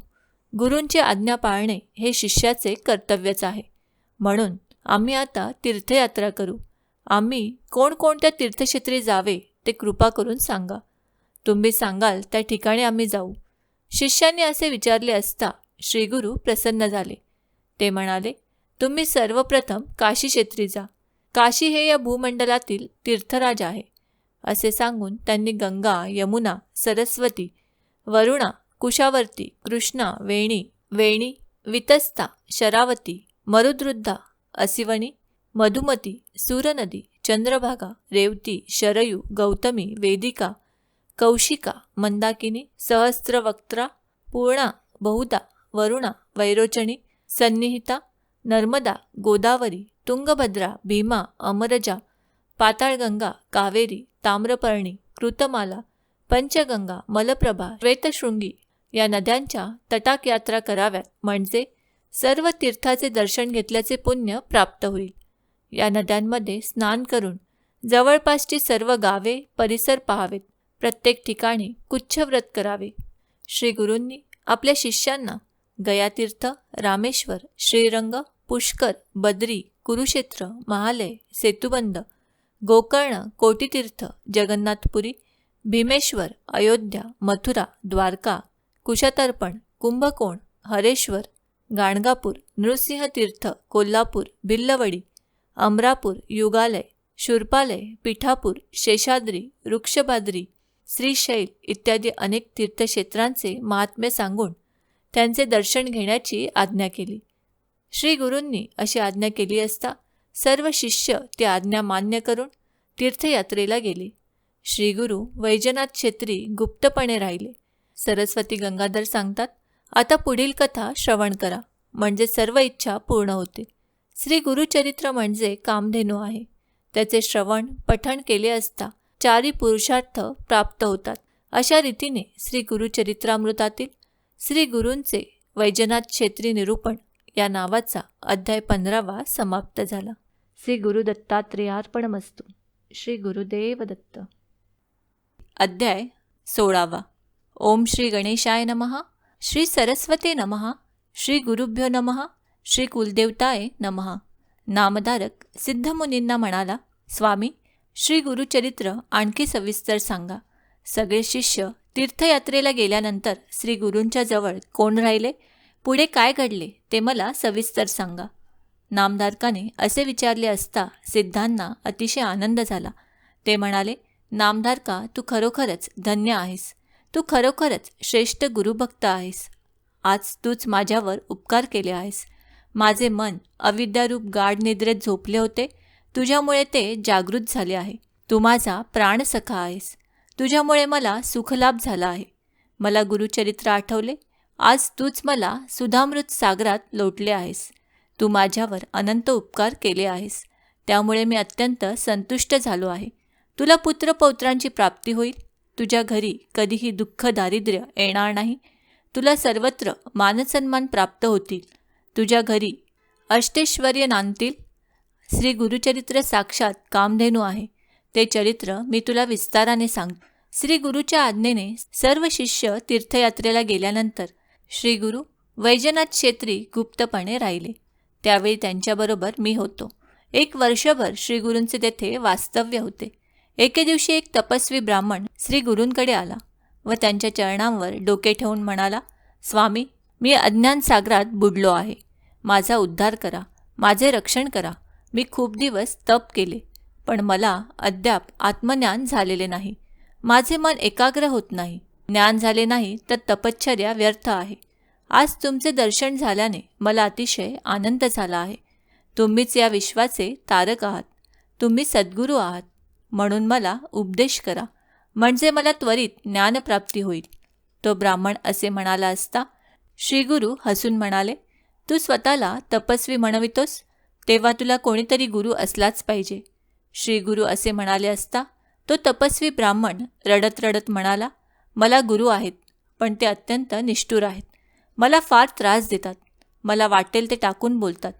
जी कामे करू नयेत अशी कामे मला सांगतात. मला वेदशास्त्र, तर्क, भाष्य, व्याकरण यातील काहीच शिकवित नाहीत. तुझे अंतःकरण अद्याप स्थिर, शांत नाही असे म्हणून मला दुसरीच कामे सांगतात. पण मी त्यांची कोणतीही आज्ञा मानित नसे. त्यामुळे ते माझ्यावर खूप रागवत असत. या सर्व त्रासातून सुटका घेण्यासाठी मी त्यांचा त्याग केला. त्या ब्राह्मणाचे हे बोलणे ऐकून श्री गुरूंना हसू आले. ते त्याला म्हणाले, तू मोठा आत्मघातकी आहेस. हे तुझे वर्तन म्हणजे स्वतःचे नाक कापून दुसऱ्याला अपशकुन करण्यासारखे आहे. तू स्वतःचे गुणदोष पाहत नाहीस आणि आपल्या गुरुचे दोष ओरडून सांगतोस. तुझी बुद्धी भ्रष्ट झाली आहे. तू गुरुद्रोही आहेस. मग तुला ज्ञानप्राप्ती कशी होणार? घरात द्रव्याचा ठेवा असताना तो मिळविण्यासाठी रानोरान कशासाठी भटकायचे?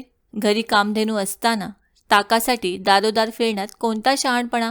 जो गुरुद्रोही असतो त्याचे इहपर कल्याण कधीच होत नाही. त्या दिवांदकाला ज्ञान प्राप्त कसे होणार?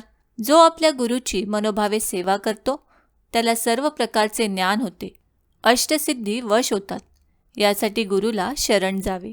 श्री गुरूंनी असे सांगितले असता तो ब्राह्मण त्यांच्या चरणांना वंदन करून हात जोडून म्हणाला, स्वामी, आपण जगद्गुरू आहात. मी केवळ अज्ञानी आहे. माझा उद्धार करा. मला गुरुची ओळख नाही, त्यामुळेच माझ्या हातातून प्रमाद घडला. मला आता त्याविषयी सविस्तर सांगा. त्या ब्राह्मणाने अशी विनंती केली असता श्री गुरूंना त्याची दया आली. ते त्याला म्हणाले, गुरु हे मातापित्या समान असतात. गुरु हा ब्रह्मा, विष्णू, महेश स्वरूप असतो. त्याचे आपल्या शिष्यावर निरपेक्ष प्रेम असते. म्हणून आपल्या गुरुची अगदी मनोभावे सेवा करावी. याविषयी मी तुला एक प्राचीन कथा सांगतो. ही कथा महाभारताच्या आदिपर्वात आलेली आहे. द्वापार युगाच्या अखेरच्या काळातील ही कथा आहे. त्या काळी धौम्य नावाचे एक थोर ऋषी होते. त्यांचा एक आश्रम होता. त्या आश्रमात अनेक शिष्य होते.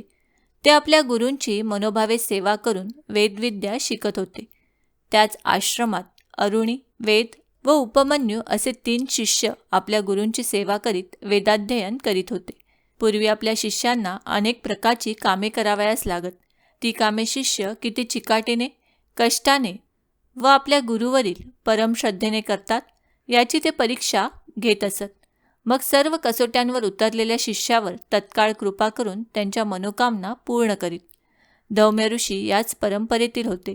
एकदा काय झाले, पावसाळ्याचे दिवस होते. आकाशात काळे काळे मेघ जमले होते. धौम्य ऋषी आपल्या आश्रमात विद्यार्थ्यांना शिकवित होते. त्याचवेळी मोठा वारा सुरू झाला. विजा चमकू लागल्या आणि एकदम मुसळधार पाऊस सुरू झाला. पाण्याचे लोट वाहू लागले. धौम्य ऋषी मोठ्या काळजीत पडले. ते आपल्या शिष्यांना म्हणाले, इतका मोठा पाऊस पूर्वी कधी पडला नव्हता. आपल्या भाताच्या शेताचा बांध घट्ट केला नाही तर शेतातील पाणी वाहून जाईल व सगळं पीक वाया जाईल. हे शब्द ऐकताच सगळे शिष्य एकमेकांकडे पाहू लागले. आता आपल्यापैकी कुणाला तरी गुरुदेव आज्ञा करणार, म्हणजे आता पावसात भिजावे लागणार. काय ही कटकट असा विचार करून काहीतरी कारण काढून एक एक शिष्य उठला व आपल्या झोपडीकडे निघाला. त्या शिष्यात अरुणी नावाचा जो शिष्य होता तो अत्यंत नम्र, कष्टाळू होता. गुरूंनी सांगितलेले कोणतेही काम करण्यास तो एका पायावर उभा असे. आपल्या गुरूंवर त्याची नितांत भक्ती होती. कोणत्याही कामाची त्याला लाज वाटत नसे. आरुणी हात जोडून आपल्या गुरूंना म्हणाला, गुरुदेव, मला आज्ञा करा. मी जातो व बाण पक्का करून येतो. धौम्य म्हणाले, जा बाळ, बाण घट्ट करून ये.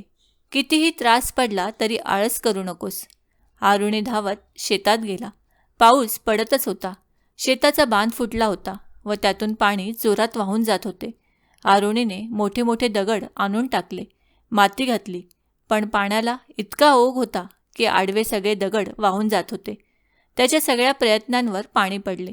त्याला अतिशय वाईट वाटले. आता काय करायचे? आरुणीपुढे मोठा प्रश्नच उभा राहिला. बाण घट्ट कसा करायचा, पाणी कसं अडवायचं, आपणास काही जमत नाही म्हणून तसंच परत नाही जायचं. छे छे, हे होणे नाही. प्राण गेला तरी चालेल, पण तसेच परत नाही जायचं. आरुणीने निश्चयपूर्वक ठरविले. विचार करता करता त्याला एक चांगली युक्ती सुचली. शेताचा बांध जिथे फुटला होता तेथे तो आडवा पडला. त्यामुळे वाहून जाणारी माती, दगड त्याच्या शरीराला चिकटून बसली. त्यामुळे चांगला बांध तयार झाला. जिवंत बांधापुढे पाण्याला हार खावी लागली. आता शेतातून पाण्याचा एक थेंबसुद्धा वाहून जात नव्हता. आरुणी मोठ्या आनंदाने आपल्या गुरूंचे स्मरण करीत होता. संध्याकाळ झाली तरी आरुणी तसाच पडून होता. रात्र झाली तरी आरुणी परत आश्रमात आला नाही. धौम्य ऋषी मोठ्या काळजीत पडले. ते उठले, मशाल पेटवली व तिच्या प्रकाशात ते शेतात गेले. पण आरुणी कुठे दिसत नव्हता. अरे आरुणी बाळा, कुठे आहेस रे, अशा हाका मारू लागले, पण स्थिर उत्तर मिळेना. धौम्य ऋषी व्याकुळ झाले, शेतात शोधू लागले आणि त्यांना आश्चर्याचा धक्काच बसला.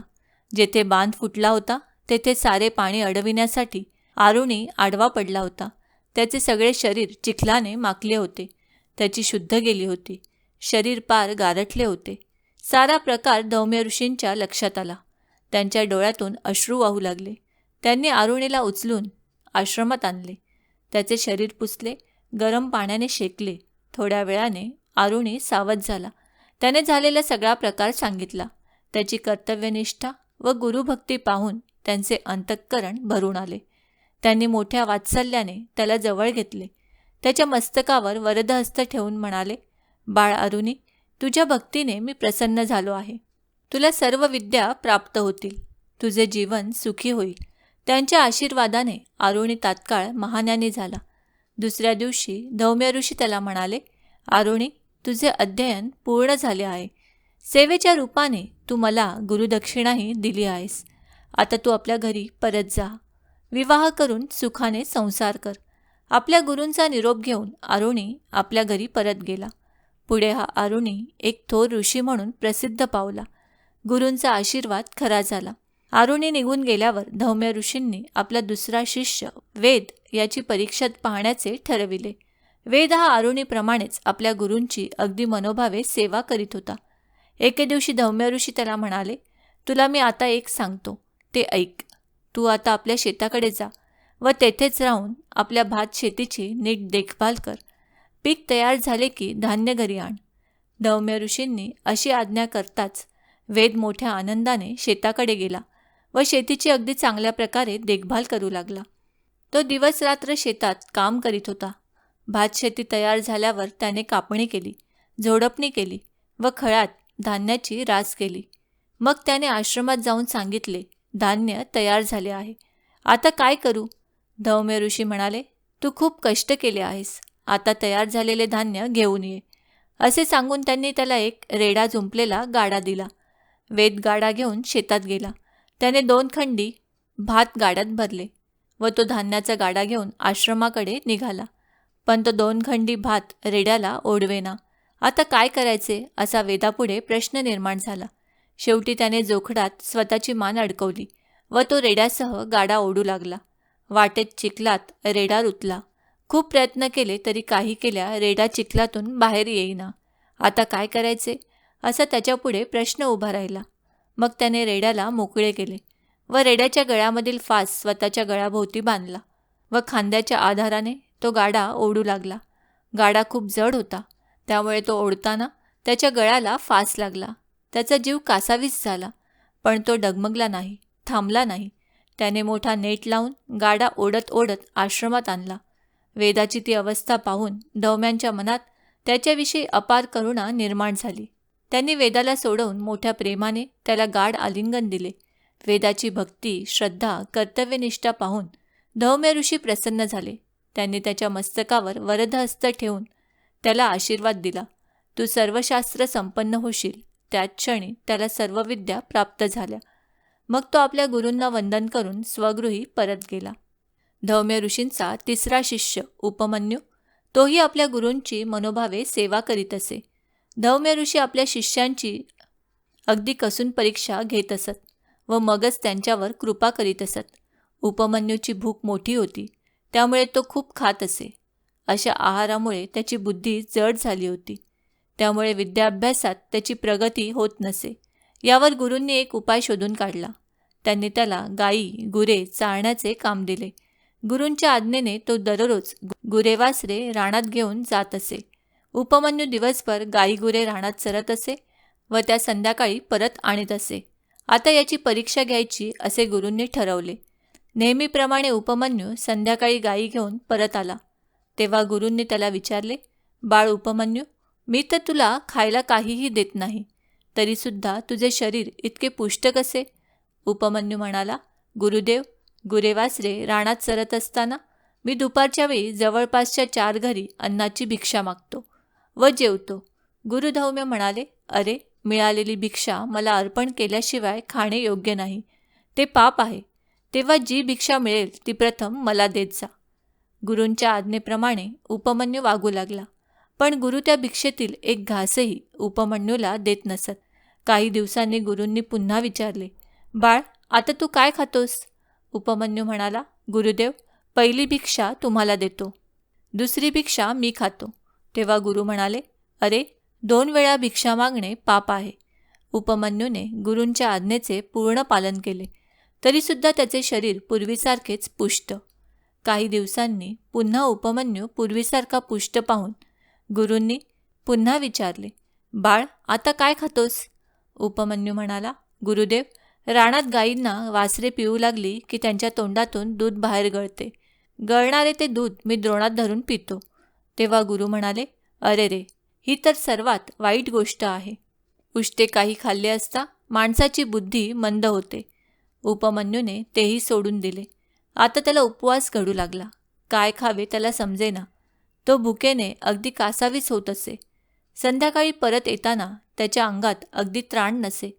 एके दिवशी रानात रुईच्या पानातून पांढरा शुभ्र चीक गळत असल्याचे उपमन्यूने पाहिले. त्याला वाटले ते दूध आहे. हे उष्टे दूध नाही असा विचार करून त्याने पानांच्या द्रोणात तो चीक भरला. दूध समजून तो प्याला. पण पिता पिता त्याच्या डोळ्यात चीक गेला. त्यामुळे त्याची दृष्टीच गेली. तो आंधळा झाला. त्याला समोरचे काहीही दिसेनासे झाले. आता गुरांना घरी कसे न्यायचे? त्याच्यापुढे मोठाच प्रश्न पडला. आता आपणास गुरुदेव रागावणार, त्यांना काय सांगायचे? तरीही तो तसाच चालत गायी हाकू लागला. परंतु एका विहिरीत पडला. दृष्टी गेल्यामुळे त्याला विहिरीतून बाहेर पडता येईना. संध्याकाळ झाली. गुरे आश्रमात परत गेली. अजून उपमन्यू कसा आला नाही याबद्दल ऋषींना काळजी वाटू लागली. ते त्याला शोधण्यासाठी रानात गेले. ते त्याला मोठ्याने हाका मारू लागले. गुरूंचे शब्द कानी पडताच विहिरीत पडलेला उपमन्यू मोठ्यांदा म्हणाला, गुरुदेव, मी इथे विहिरीत पडलो आहे. तू विहिरीत कसा पडलास? असे त्यांनी विचारले असता उपमन्यूने जे घडले ते सर्व सांगितले. ते ऐकताच धौम्य ऋषींना अतिशय वाईट वाटले. त्यांच्या मनात अपार कृपा आली. त्यांनी उपमन्यूला अश्विनी कुमारांचे स्मरण करण्यास सांगितले.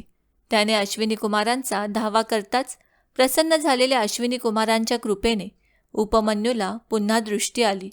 तो विहिरीतून बाहेर आला. त्याने आपल्या कृपासागर गुरुदेवांच्या चरणांना भक्तिभावाने वंदन केले. उपमन्यूचा भक्तिभाव, त्याची गुरुवरील अनन्य निष्ठा हे पाहून धौम्य ऋषींनी त्याला पोटाशी धरले. प्रसन्न झालेल्या धौम्य ऋषींनी आशीर्वादपूर्वक आपला वरदहस्त उपमन्यूच्या मस्तकावर ठेवला. त्याच क्षणी उपमन्यूला सर्व विद्या प्राप्त झाल्या. आता तू घरी जाऊन सुखाने संसार कर. तुला खूप मोठी कीर्ती प्राप्त होईल. तुला अनेक शिष्य मिळतील. तुझा शिष्य उत्तंक मोठा ज्ञानी व पराक्रमी होईल. गुरुदक्षिणा म्हणून तो शेषाला जिंकून कुंडले आणून देईल. जन्मेजय राजाला सर्पसत्रात मदत करील. इंद्राला तक्षकासह शरण आणील. धौम्य ऋषींनी असा आशीर्वाद दिला असता उपमन्यू आनंदाने स्वगृही आला.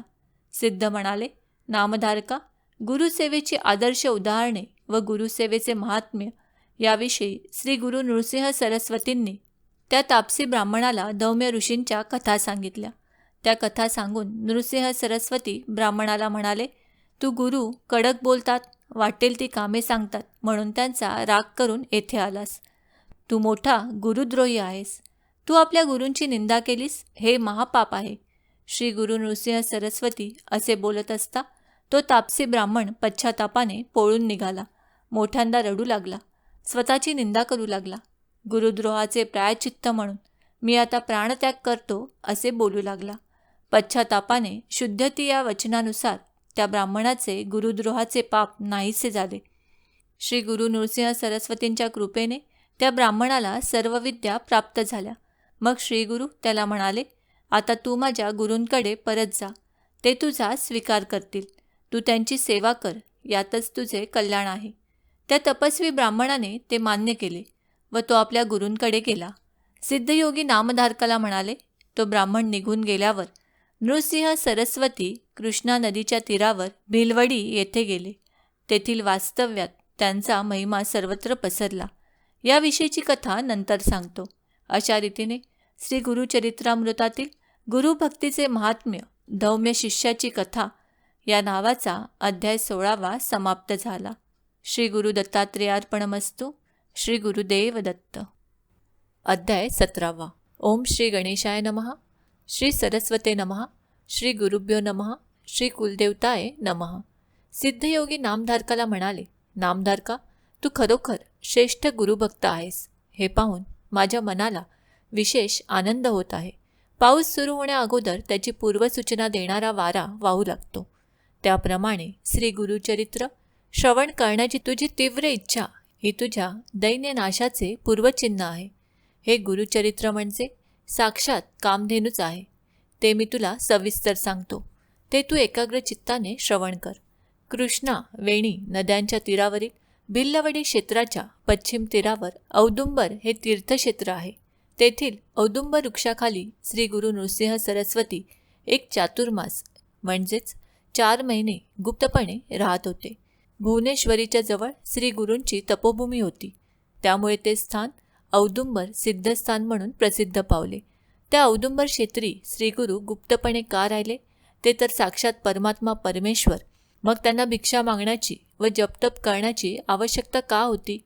नामधारकाने विचारले असता सिद्धयोगी म्हणाले, नामधारका, साक्षात सदाशिव शंकर व श्री दत्तात्रेयसुद्धा भिक्षा मागत असत. भिक्षा मागणे हे केवळ निमित्त. भिक्षेच्या निमित्ताने ते अनेक तीर्थक्षेत्रांना भेट देत असत. जे रंजले गांजलेले भक्त असत त्यांच्यावर ते अनुग्रह करीत असत. श्री गुरूंच्या वास्तव्याने अनेक गुप्त तीर्थक्षेत्रे प्रकट झाली. भक्तजनांवर अनुग्रह करण्यासाठीच श्री गुरु भिक्षेच्या निमित्ताने फिरत असत. पण अनेक लोक नाना प्रकारच्या लौकिक गोष्टी मागण्यासाठी त्यांच्याकडे वारंवार येऊ लागले. म्हणूनच ते गुप्तपणे राहू लागले. पण कस्तुरी कितीही झाकून ठेवली तरी तिचा सुगंध लपून राहत नाही, तो दरवळतोच. त्याप्रमाणे श्रीगुरु भिल्लवडी क्षेत्री गुप्तपणे राहत असले तरी त्यांची ख्याती सर्वत्र पसरली. सूर्य लपविला तरी त्याचे तेज लपून राहत नाही. हे खरे. श्रीगुरूंचे महात्म्य कसे प्रकट झाले त्याविषयी मी तुला एक कथा सांगतो, ती ऐक. करवीर क्षेत्रात वेदशास्त्र पारंगत असा एक ऋग्वेदी ब्राह्मण राहत होता. विद्वान लोकांच्यात त्याला मोठा मान होता.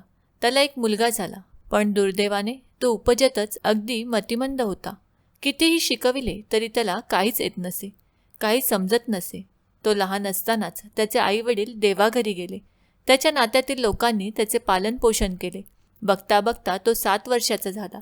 कुळाचारानुसार 7व्या वर्षी त्याची मुंज झाली. मौंजी बंधानंतर त्याला अध्ययनासाठी गुरुकडे पाठविले. पण तो मतिमंद असल्यामुळे गुरूंनी शिकवलेले त्याला काहीच समजत नव्हते. त्याला संध्या येत नव्हती, गायत्री मंत्र येत नव्हता. मग वेदाध्ययन कुठले? ब्राह्मणाला विद्या नाही तर पोट कसे भरणार? विद्वान ब्राह्मणाचा मठ्ठ मुलगा अशी त्याची लोक थट्टा करीत असत. लोक त्याला म्हणत, अरे मूर्खा, तुझे वडील केवढे विद्वान आहेत, तू मात्र अगदी दगडधोंडा आहेस. तू तुझ्या वडिलांच्या कीर्तीला बट्टा लावलास. अरे, ज्याला विद्या नाही तो मनुष्य, अगदी पशु होय. विद्वानांची सर्वत्र पूजा होते, तुझ्यासारख्या दगडाची नाही. तुझा जन्म अगदी फुकट आहे. तू आणि सुकर यात काहीच फरक नाही. आचाही नशा तुला या जन्मात कदापि सुख मिळणार नाही. मृत्यूनंतर तुला नरकातच जावे लागेल. असले लाजिरवाणे जिने जगण्यापेक्षा तू मरत का नाहीस? लोकांनी केलेली निंदा ऐकून तो मुलगा अतिशय दुःखी झाला. तो लोकांना म्हणाला, मी गतजन्मी विद्यादान केले नाही, म्हणून मला या जन्मात विद्याभ्यास जमत नाही. त्याला मी तरी काय करणार? आता तुम्हीच काहीतरी उपाय करा. त्यावर लोक हसून म्हणाले, आता तुला पुढच्या जन्मीच विद्या येईल. या जन्मी तू भीक मागून जग. लोकांनी केलेली ही निंदा ऐकून तो मुलगा अतिशय दुःखी झाला. त्याने गाव सोडले. तो रानावनातून फिरत चालला. मूर्ख म्हणून जिवंत राहण्यापेक्षा आपण प्राण द्यावा, मरून जावे, असे त्याने ठरविले. आत्महत्येचा विचार करीत फिरत फिरत कृष्णा नदीच्या काठावरील भिलवाडी गावी आला. तेथे नदीच्या पलीकडे भुवनेश्वरी देवीचे सुंदर मंदिर होते. तेथे त्याने देवीचे दर्शन घेतले. त्याने अन्न पाण्याचा त्याग केला व देवीच्या समोर धरणे धरून बसला. देवीची आपल्यावर कृपा व्हावी यासाठी तो आक्रोश करीत देवीला आपले दुःख सांगू लागला. हे जगन्माते, सर्व जगाने माझी हेटाळणी केली, माझी उपेक्षा केली, पण तू तरी माझ्यावर कृपा कर, मला दूर लोटू नकोस. 3 दिवस लोटले तरी पण देवीची आपल्यावर कृपा होत नाही, ती प्रसन्न होत नाही. हे पाहून त्याला अतिशय दुःख झाले. तो देवीला म्हणाला, माते, आता मी काय करू, कोठे जाऊ? माझी हाक तुला का ऐकू येत नाही? माझ्यावर तुझी कृपा होत नाही, म्हणून मी माझी जीभ कापून तुझ्या पायांवर वाहतो. असे म्हणून त्याने खरोखरच आपली जीभ कापली व देवीला अर्पण केली. तरीसुद्धा देवी प्रसन्न झाली नाही. तेव्हा तो देवीला कळवळून म्हणाला, आता माझ्यावर कृपा नाही केलीस तर उद्या मी सकाळी माझे मस्तक तुला अर्पण करीन. त्यावर भुवनेश्वरी देवी प्रसन्न झाली. त्याच रात्री ती त्याच्या स्वप्नात आली. ती त्याला म्हणाली, बाळा, तू इतके दुःख कशाला करतोस? माझ्यावर रागवू नकोस. नदीच्या पलीकडे औदुंब वृक्षाखाली एक महातपस्वी अवतारी पुरुष आहेत. ते साक्षात श्री दत्तात्रेयांचे अवतार श्री नृसिंह सरस्वती आहेत. तू त्यांच्याकडे जा, तुझे काम होईल. सकाळी मुलगा जागा झाला. त्याला रात्री पडलेले स्वप्न आठवले. तो नदीच्या पलीकडे गेला. तेथे औदुंब वृक्षाखाली श्री नृसिंह सरस्वती तपस्वी रूपात बसले होते. त्यांना पाहताच त्या मुलाला आनंद झाला. त्याने धावतच जाऊन त्यांचे पाय धरले. त्याला जीभ नसल्याने बोलता येत नव्हते, पण तो मनातल्या मनात श्री गुरूंचे स्तवन करीत होता. श्री गुरूंनी त्याचा मनोभाव ओळखला. ते प्रसन्न झाले. त्यांनी त्याच्या मस्तकावर वरदहस्त ठेवून आशीर्वाद दिला. आणि काय आश्चर्य, श्री गुरूंचा स्पर्श होताच त्या मुलाला जीभ परत मिळाली. त्याच क्षणी त्याला वेदशास्त्र पुराणादी सर्व विद्या प्राप्त झाल्या. श्री गुरु म्हणाले, माझी अगदी मनापासून जो भक्ती करीत त्याला सर्व विद्या, सर्व सुखे प्राप्त होतील. अशा रीतीने श्री गुरुचरित्रामृतातील मंदबुद्धीच्या मुलास ज्ञानप्राप्ती नावाचा अध्याय 17वा समाप्त. श्री गुरु दत्तात्रेयार्पणमस्तु. श्री गुरुदेव दत्त. अध्याय 18वा. ओम श्री गणेशाय नमः. श्री सरस्वते नमः. श्री गुरुभ्यो नमः. श्री कुलदेवताय नमः. नामधारक सिद्धमुनींचा जय जयकार करीत म्हणाला, अहो गुरु, तुम्ही खरोखर संसार सागर तारक आहात. श्री गुरुचरित्रामृताने तुम्ही माझे कान तृप्त केले आहेत. परंतु तुमच्या मुखातून श्री गुरुचरित्र कथामृत कितीही श्रवण केले तरी ते अधिकाधिक ऐकण्याची मला इच्छा आहे. म्हणून मला आणखी सांगा. नामधारकाने अशी विनवणी केली असता सिद्धमुनींना आनंद झाला. ते म्हणाले, नामधारका, तुझी श्री गुरुचरणी असलेली भक्ती पाहून मला आनंद होत आहे. आज तुझ्यामुळे मला संपूर्ण श्री गुरुचरित्र आठवते आहे. मी तुला भिलवडी स्थान महात्म्य सांगितले आहे. आता पुढचे चरित्र एकाग्र चित्ताने ऐक. भिल्लवडी क्षेत्री काही काळ वास्तव्य केल्यानंतर श्री गुरु नृसिंह सरस्वती कृष्णा नदीच्या काठाकाठाने परिभ्रमण करीत कृष्णा वरुणा संगमावर आले. त्या स्थानाला दक्षिण काशी असे म्हणतात. तेथून पुढे ते कृष्णा पंचगंगा संगमावर आले. तेथे भक्तजनांवर अनुग्रह करण्यासाठी 12 वर्षे वास्तव्य केले. ते स्थान अत्यंत पवित्र असून त्याचे महात्म्य काशी प्रयाग समान आहे. शिवा, भद्रा, भोगावती, कुंभी व सरस्वती या प्रख्यात 5 नद्या व कृष्णा या नद्यांचा संगम तेथे आहे. या संगमात स्नान केले असता महापातकांचा नाश होतो. या क्षेत्राचे महात्म्य कुरुक्षेत्रापेक्षा अधिक आहे. तेथे स्नान केल्याने 6 प्रकारच्या महापातकांचा नाश होतो. प्रयागात माघ स्नान केल्याने जे पुण्य प्राप्त होते त्याच्या शतपट पुण्य या संगमात एकदा स्नान केल्याने प्राप्त होते. येथे अमरेश्वराचे प्रसिद्ध मंदिर असून त्याच्या दर्शनाने अमरत्व प्राप्त होते. येथे पवित्र औदुंब वृक्ष असून तेथे 64 योगिनी नित्य स्नान करतात. येथील संगमात अगणित तीर्थे आहेत. त्यात शुक्लतीर्थ, काम्यतीर्थ, वरदतीर्थ, प्रयागतीर्थ, शक्तितीर्थ, अमरतीर्थ, कोटीतीर्थ ही विशेष प्रसिद्ध आहेत. या तीर्थात स्नान केले असता ब्रह्महत्यादी सर्व पातकांचा नाश होतो. अगणित पुण्याची प्राप्ती होते. याच कृष्ण पंचगंगा संगमावर श्री गुरु नृसिंह सरस्वती काही काळ गुप्त रूपाने राहिले. त्यानंतर त्यांचे महात्म्य सगळीकडे प्रकट झाले. त्याविषयी मी तुला एक कथा सांगतो, ती ऐक. याच कृष्ण पंचगंगा संगमावर अमरापूर नावाचे एक गाव आहे. श्री गुरु नृसिंह सरस्वती दररोज दुपारी जात असत. अमरापुरात एक विद्याभ्यासी दरिद्री ब्राह्मण राहत होता. त्याची पत्नी अत्यंत सुशील, धर्मपरायण, श्रेष्ठ पतिव्रता होती. हा ब्राह्मण गावात कोरडी भिक्षा मागून आपला उदरनिर्वाह करीत असे. जे काही मिळेल त्यात तो आनंदाने राहत असे. कधी भिक्षा न मिळाल्यास तो त्याच्या अंगणात असलेल्या गेवड्याच्या वेलाच्या शेंगा रांधून भोजन करीत असे. आहे त्या परिस्थितीत तो दारी आलेल्या अतिथीची पूजा नेहमीच करीत असे. त्याची पत्नीसुद्धा दारी आलेल्या अतिथीला मोकळ्या हाती परत कधीही पाठवित नसे. कोरडे भिक्षान्न, अतिथी सेवा व ईश्वराचे भजन पूजन यात तो ब्राह्मण आपल्या पत्नीसह सुखात होता. एकदा काय झाले, श्री गुरु नृसिंह सरस्वती त्या ब्राह्मणाच्या घरी भिक्षेसाठी गेले. त्या ब्राह्मणाने श्रीगुरूंना घरात नेले. त्यांची भक्तिभावाने पूजा केली व त्यांना घेवड्याच्या शेंगाच्या भाजीचे भोजन दिले. परमेश्वर भावभक्तीला भुकेलेला असतो. त्या भावभक्तीने पत्र, पुष्प, फल, तोय यातले काहीही अर्पण केले असता ते तो आनंदाने स्वीकारतो. त्या ब्राह्मणाने दिलेल्या घेवड्याच्या शेंगांच्या भाजीने श्रीगुरू प्रसन्न झाले व तुझे दारिद्र्य गेले असा त्यांनी त्या ब्राह्मणास आशीर्वाद दिला. संगमाकडे परत जाताना त्यांनी त्या ब्राह्मणाच्या दारातील घेवड्याचा वेल तोडून टाकला. श्रीगुरूंनी घेवड्याचा वेल उपटून टाकलेला पाहून त्या ब्राह्मणाच्या पत्नीला अतिशय वाईट वाटले. ती शोक करीत आपल्या नशिबाला दोष देऊ लागली. ती म्हणाली, अहो काय आमचे दुर्दैव, त्या यतीला आम्ही असा काय त्रास दिला म्हणून त्याने आमचे अन्न तोडले. असे म्हणून ती गुरूंना दोष देऊ लागली. त्या ज्ञानी ब्राह्मणाला आपल्या पत्नीचे बोलणे मुळीच आवडले नाही. तो तिला रागावून म्हणाला, तू श्रीगुरूंना वाईट बोलू नकोस. सर्व विश्व त्या परमेश्वराच्या अधीन आहे. सर्व काही आपल्या प्रारब्धानुसारच घडत असते. त्या परमेश्वराने अगोदर अन्नपाण्याची व्यवस्था केली व मग 84 लक्ष सृष्टी निर्माण केली. आपण पूर्वजन्मी काही पापपुण्य केले असेल त्याचे फळ या जन्मी भोगावेच लागते. जे पेरावे तेच उगवते. त्यासाठी इतरांना दोष देणे योग्य नाही.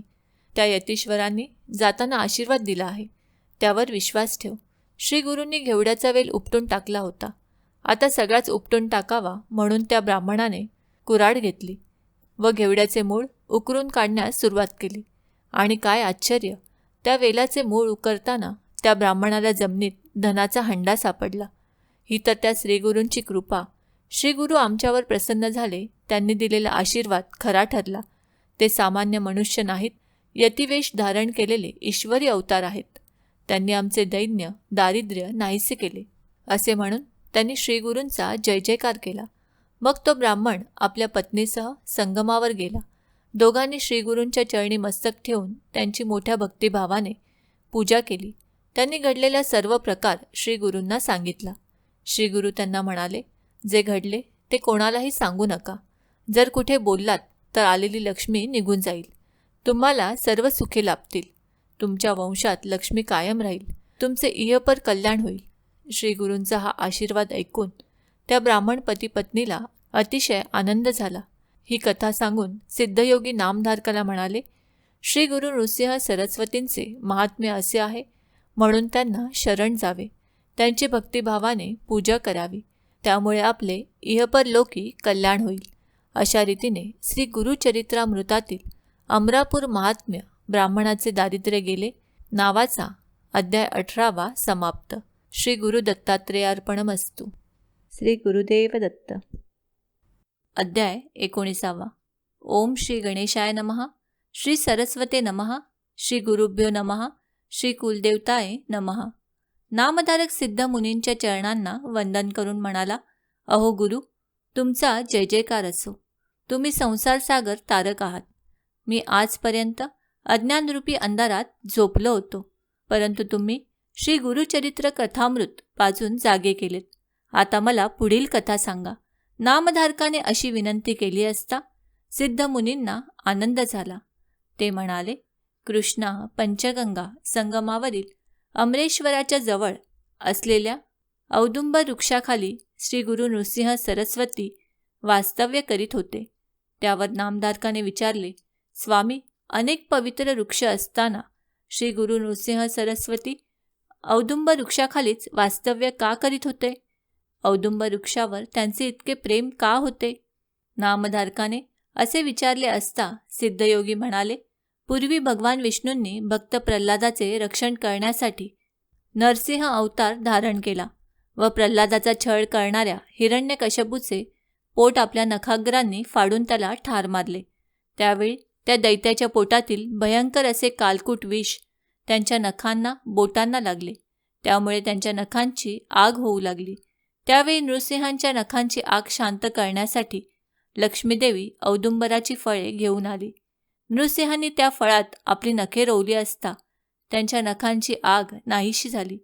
त्यावेळी प्रसन्न झालेल्या लक्ष्मी आणि नृसिंह यांनी औदुंबराला वर दिला, हे औदुंबर, तुला सदैव खूप फळे येतील. तू कल्पवृक्ष या नावाने ओळखला जाशील. जे लोक तुझी सेवा करतील त्यांच्या सर्व कामना पूर्ण होतील. तुझ्या केवळ दर्शनाने विषबाधा नाहीशी होईल. मनुष्य पापमुक्त होतील. तुझी सेवा करणाऱ्या निपुत्रिक स्त्रीला त्वरित पुत्रप्राप्ती होईल. जे दरिद्री असतील ते श्रीमंत होतील. जे लोक तुझ्या छायेत बसून जप तप अनुष्ठान करतील त्यांना अनंत पुण्याची प्राप्ती होईल. ते ज्ञानी होतील. त्यांचे सर्व मनोरथ सिद्धीला जातील. तुझ्या छायेतील पाण्यात जे स्नान करतील त्यांना गंगा स्नानाचे पुण्य प्राप्त होईल. तुझी सेवा करणाऱ्याला कोणतीही शारीरिक मानसिक व्याधी होणार नाही. ब्रह्महत्यादी महापातके नष्ट होतील. कलियुगात तू कल्पवृक्ष म्हणून ओळखला जाशील. आम्ही लक्ष्मीसह तुझ्याजवळ कायमचे वास्तव्य करू. असा हा औदुंबर वृक्ष कलियुगात कल्पवृक्ष म्हणून ओळखला जातो. अत्यंत क्रुद्ध झालेले भगवान नृसिंह औदुंबरापाशी शांत झाले. औदुंबराचे हे महात्म्य श्री दत्तात्रेय स्वरूप श्री नृसिंह सरस्वती यांना माहीत होते, म्हणून त्यांना औदुंबर वृक्ष प्रिय होता. अमरेश्वराच्या जवळ 64 योगिनी वास्तव्य करीत होत्या. त्या योगिनी दररोज मध्यान्हकाळी श्री गुरूंच्यांकडे येत असत. तेथे त्यांची पूजा अर्चा करून त्यांना आपल्या स्थानी नेत असत. तेथे त्यांची पूजा करून त्यांना उत्तम भोजन देत असत. त्यानंतर श्रीगुरू पुन्हा औदुंबरापाशी परत येत असत. एकदा एका ब्राह्मणाला शंका आली, हे यती येथे अरण्यात राहतात, त्यांना भूक लागत नसेल का? हे भिक्षेसाठी गावात फिरताना दिसत नाहीत, मग हे खातात काय? त्यांना भोजन कोण देत असेल? त्याने नृसिंह सरस्वतींच्या हालचालींवर लक्ष ठेवले. त्यावेळी त्याला नृसिंह सरस्वतींचे रूप इतके भयंकर दिसले की तो भयभीत होऊन पळून गेला. जे श्रीगुरूंचा अंत पाहतात ते नरकात जातात, म्हणून श्रीगुरूंची कधीही परीक्षा पाहू नये. परंतु नदी व नौका चालविणाऱ्या एका साध्या भोळ्या नावाड्याचे भाग्य थोर. त्याला असे दिसले की मध्यान्हकाळी नदीतून 64 योगिनी आल्या. त्यांनी श्रीगुरूंची पूजा केली. मग त्या श्रीगुरूंना घेऊन नदीच्या प्रवाहात शिरल्या. त्याच क्षणी नदी दुभंगली. सर्वजणी श्रीगुरूंसह आत गेल्या व काही वेळाने श्रीगुरूंना घेऊन बाहेर आल्या. मग श्रीगुरू एकटेच स्वस्थानी गेले. ते दृश्य पाहून त्या नावाड्याला मोठे नवल वाटले. दुसऱ्या दिवशी पूर्वीप्रमाणेच योगिनी आल्या व श्रीगुरूंना बरोबर घेऊन नदीच्या प्रवाहात शिरल्या. त्याच क्षणी नदी प्रवाह दुभंगला. वाट निर्माण झाली. योगिनी गुरूंच्यासह आत शिरल्या. त्याच क्षणी तो नावाडीही त्यांच्या मागोमाग आत शिरला. दुभंगलेला नदी प्रवाह पूर्ववत झाला. आत गेलेल्या त्या नावाड्याला मोठे आश्चर्य वाटले. तेथे त्याला इंद्राच्या अमरावती समान वैभव संपन्न नगर दिसले. त्या नगरात रत्नखचित गोपुरे होती. श्रीगुरू तेथे जाताच त्या नगरातील लोक आरती घेऊन त्यांच्या पूजेसाठी आले. त्यांनी श्रीगुरूंना एका मंदिरात नेऊन उच्चासनावर बसविले व त्यांची यथासांग पूजा केली. पूजा झाल्यानंतर त्यांना उत्तमोत्तम भोजन दिले. भोजन झाल्यावर श्रीगुरू बाहेर आले. त्याचवेळी श्रीगुरूंचे त्याच नावाड्याकडे लक्ष गेले. त्यांनी त्या नावाड्याला विचारले, तू इथे कशासाठी आलास? तेव्हा तो नावाडी हात जोडून म्हणाला, स्वामी, मी तुमचे दर्शन घेण्यासाठी आलो आहे. तुम्ही साक्षात त्रैमूर्ती अवतार आहात. जे संसार मायेत अडकले आहेत त्यांना तुमचे स्वरूप समजत नाही. या संसार सागरात बुडणाऱ्या लोकांचा उद्धार करणारे तुम्ही साक्षात त्रिमूर्ती श्री दत्तात्रेय आहात. ज्यांना तुमचे दर्शन घडते त्यांच्या इच्छा पूर्ण होतात, त्यांचे इहपर कल्याण होते. त्या नावाड्याचे असे स्तवन केले असता श्रीगुरू प्रसन्न झाले. ते म्हणाले, तुझे दैन्य दारिद्र्य गेले. तुझ्या मनात जी जी इच्छा असेल ती पूर्ण होईल. परंतु येथे जे काही पाहिलेस ते कुणालाही सांगू नकोस. जर वाच्यता केलीस तर तुझे मोठे नुकसान होईल. असे सांगून ते नावाड्यासह औदुंबरापाशी आले. श्रीगुरूंचा निरोप घेऊन तो नावाडी आपल्या शेतात गेला. तेथे त्याला गुप्तधन सापडले. त्या धनामुळे त्याचे दुःख दारिद्र्य नाहीसे झाले. त्याची बायका मुले सुखी झाली. त्याला श्रीगुरूंच्या आशीर्वादाने ज्ञानप्राप्तीही झाली. त्या दिवसापासून तो आपल्या कुटुंबासह श्रीगुरूंची मनोभावे सेवा करू लागला. असेच काही दिवस गेले. माघ महिन्यातील पौर्णिमा आली. त्या दिवशी तो नेहमीप्रमाणे श्रीगुरूंची सेवा करीत होता. तो श्रीगुरूंना सहज म्हणाला, स्वामी, माघ महिन्यात प्रयाग स्नान अत्यंत पुण्यकारक समजले जाते. काशीचेही महात्म्य फार मोठे आहे असे मी ऐकतो. पण मी हलक्या जातीचा, मी तिकडे कसा जाणार? मला कोण नेणार? त्याचे हे बोलणे ऐकून श्रीगुरूंना त्याची दया आली. ते म्हणाले, चिंता करू नकोस. अरे, कृष्णा पंचगंगा संगमस्थान काशी प्रयागा समान आहे. अमरेश्वराचे वास्तव्य आलेले हे स्थानच प्रत्यक्ष काशी क्षेत्रच आहे. कोल्हापूरला दक्षिण गया असे म्हणतात. ज्यांना उत्तरेतील काशी, प्रयाग, गया ही त्रिस्थळी यात्रा करता येत नाही त्यांनी या त्रिस्थळेची यात्रा करावी, म्हणजे तेच पुण्य प्राप्त होते. पण तुला उत्तरेतील ती क्षेत्रे पाहावयाची असतील तर चल माझ्याबरोबर, मी तुला ती दाखवितो. श्री गुरु नृसिंह सरस्वती व्याघ्र चर्मावर बसले होते. त्यांनी त्या नावाड्याला आपल्या मागे बसण्यास सांगितले व म्हणाले, मला नीट धरून ठेव. तो नावाडी व्यवस्थित बसला असता श्री गुरूंनी आपल्या दिव्य योगशक्तीने त्याला एका क्षणात प्रयाग क्षेत्री नेले. तेथे विश्वनाथाचे दर्शन घेऊन पुढच्याच क्षणी गयेला स्नान व दर्शन करून क्षणार्धात मूळ मुक्कामी परत आले. त्या नावाड्याचे केवढे भाग्य! श्री गुरूंच्या कृपेने एका दिवसात त्याला त्रिस्थळी यात्रेचे पुण्य प्राप्त झाले. या घटनेने श्री गुरूंची कीर्ती सर्वत्र पसरली. मग त्याने औदुंबर क्षेत्र सोडून अन्यत्र जाण्याचे ठरविले. योगिनींना हे समजताच त्यांना अतिशय वाईट वाटले. त्यांनी श्रीगुरूंना इथेच राहण्याचा आग्रह केला. तेव्हा दयागण श्रीगुरू त्यांना समजावीत म्हणाले, मी या औदुंबर क्षेत्रात सूक्ष्म रूपाने राहीन. स्थूल रूपाने मी अन्यत्र जाणार आहे. मी औदुंबरात अन्नपूर्णेला ठेवून जातो. तुम्ही येथेच राहा. हे स्थान गुरुस्थळ म्हणून प्रख्यात होईल. जे लोक येथे येऊन औदुंबराची, आमच्या पादुकांची व तुमची पूजा करतील त्यांच्या सर्व इच्छा पूर्ण होतील. येथे अन्नपूर्णा आहे. तिची नित्य पूजा केली असता चारी पुरुषार्थ पूर्ण होतील. येथे पापविनाशी तीर्थ, काम्यतीर्थ व सिद्ध वरद तीर्थ आहे. त्या तीर्थात 7 वेळा स्नान केले असता ब्रह्महत्यादी महापातके नष्ट होतील. 60 वर्षाच्या वांझ स्त्रीला सुद्धा शतायुषी पुत्रप्राप्ती होईल. चंद्रसूर्यग्रहणाच्या दिवशी मकर संक्रांतीला व्यतिपादादी पर्वणी असताना येथे स्नान केले असता गंगेच्या तीरावर ब्राह्मणाला 1000 गायी दान केल्याचे पुण्य लाभेल. येथे भक्तिभावाने 1 सत्पात्री ब्राह्मणाला भोजन दिल्यास कोटी ब्राह्मणांना भोजन दिल्याचे पुण्य प्राप्त होईल. येथील औदुंब वृक्षाखाली पवित्र मनाने जप केल्यास त्याचे कोटीपट पुण्य लाभेल. येथे 11 रुद्र जप केला असता अतिरुद्र केल्याचे फळ प्राप्त होईल. 1,00,000 प्रदक्षिणा घातल्यास कुष्ठरोग नाहीसा होऊन देवासमान शरीरकांती प्राप्त होईल. अशा रीतीने 64 योगिनींना औदुंबर क्षेत्राचे महात्म्य सांगून श्रीगुरु भीमातीरी वसलेल्या गाणगापुरास गेले. सिद्धमुनी नामधारकास म्हणाले, गुरुमात्म्य हे असे आहे. सरस्वती गंगाधर म्हणतात, कामधेनू समान असलेले हे श्री गुरुचरित्र भक्तिभावाने श्रवण करतील त्याला 4 पुरुषार्थाची प्राप्ती होईल. त्याच्या घरी लक्ष्मीचे अखंड वास्तव्य राहील. त्याच्या सर्व इच्छा पूर्ण होतील. अशा रीतीने श्री गुरुचरित्रामृतातील औदुंबर महात्म्य नावाड्याची त्रिस्थळी यात्रा योगिनी कथा नावाचा अध्याय 19 समाप्त. श्री गुरुदत्तात्रेय अर्पणमस्तु. श्री गुरुदेव दत्त. अध्याय 20. ओम श्री गणेशाय नमः. श्री सरस्वते नमः. श्री गुरुभ्यो नमः. श्री कुलदेवताय नमः. नामधारकाने सिद्धमुनींना विचारले, महाराज, श्री गुरु नृसिंह सरस्वती योगिनींना आशीर्वाद देऊन गाणगापुरास गेले, तरी ते गुप्त रूपाने औदुंबर क्षेत्री राहिले असे तुम्ही सांगितले. त्याचा प्रत्यक्ष अनुभव कधी कोणाला आला का? श्री गुरु, गाणगापुरास गेल्यानंतर पुढे काय झाले ते सविस्तर सांगा. मला ते ऐकण्याची फार इच्छा आहे. नामधारकाने असे विचारले असता सिद्धमुनींना फार आनंद झाला.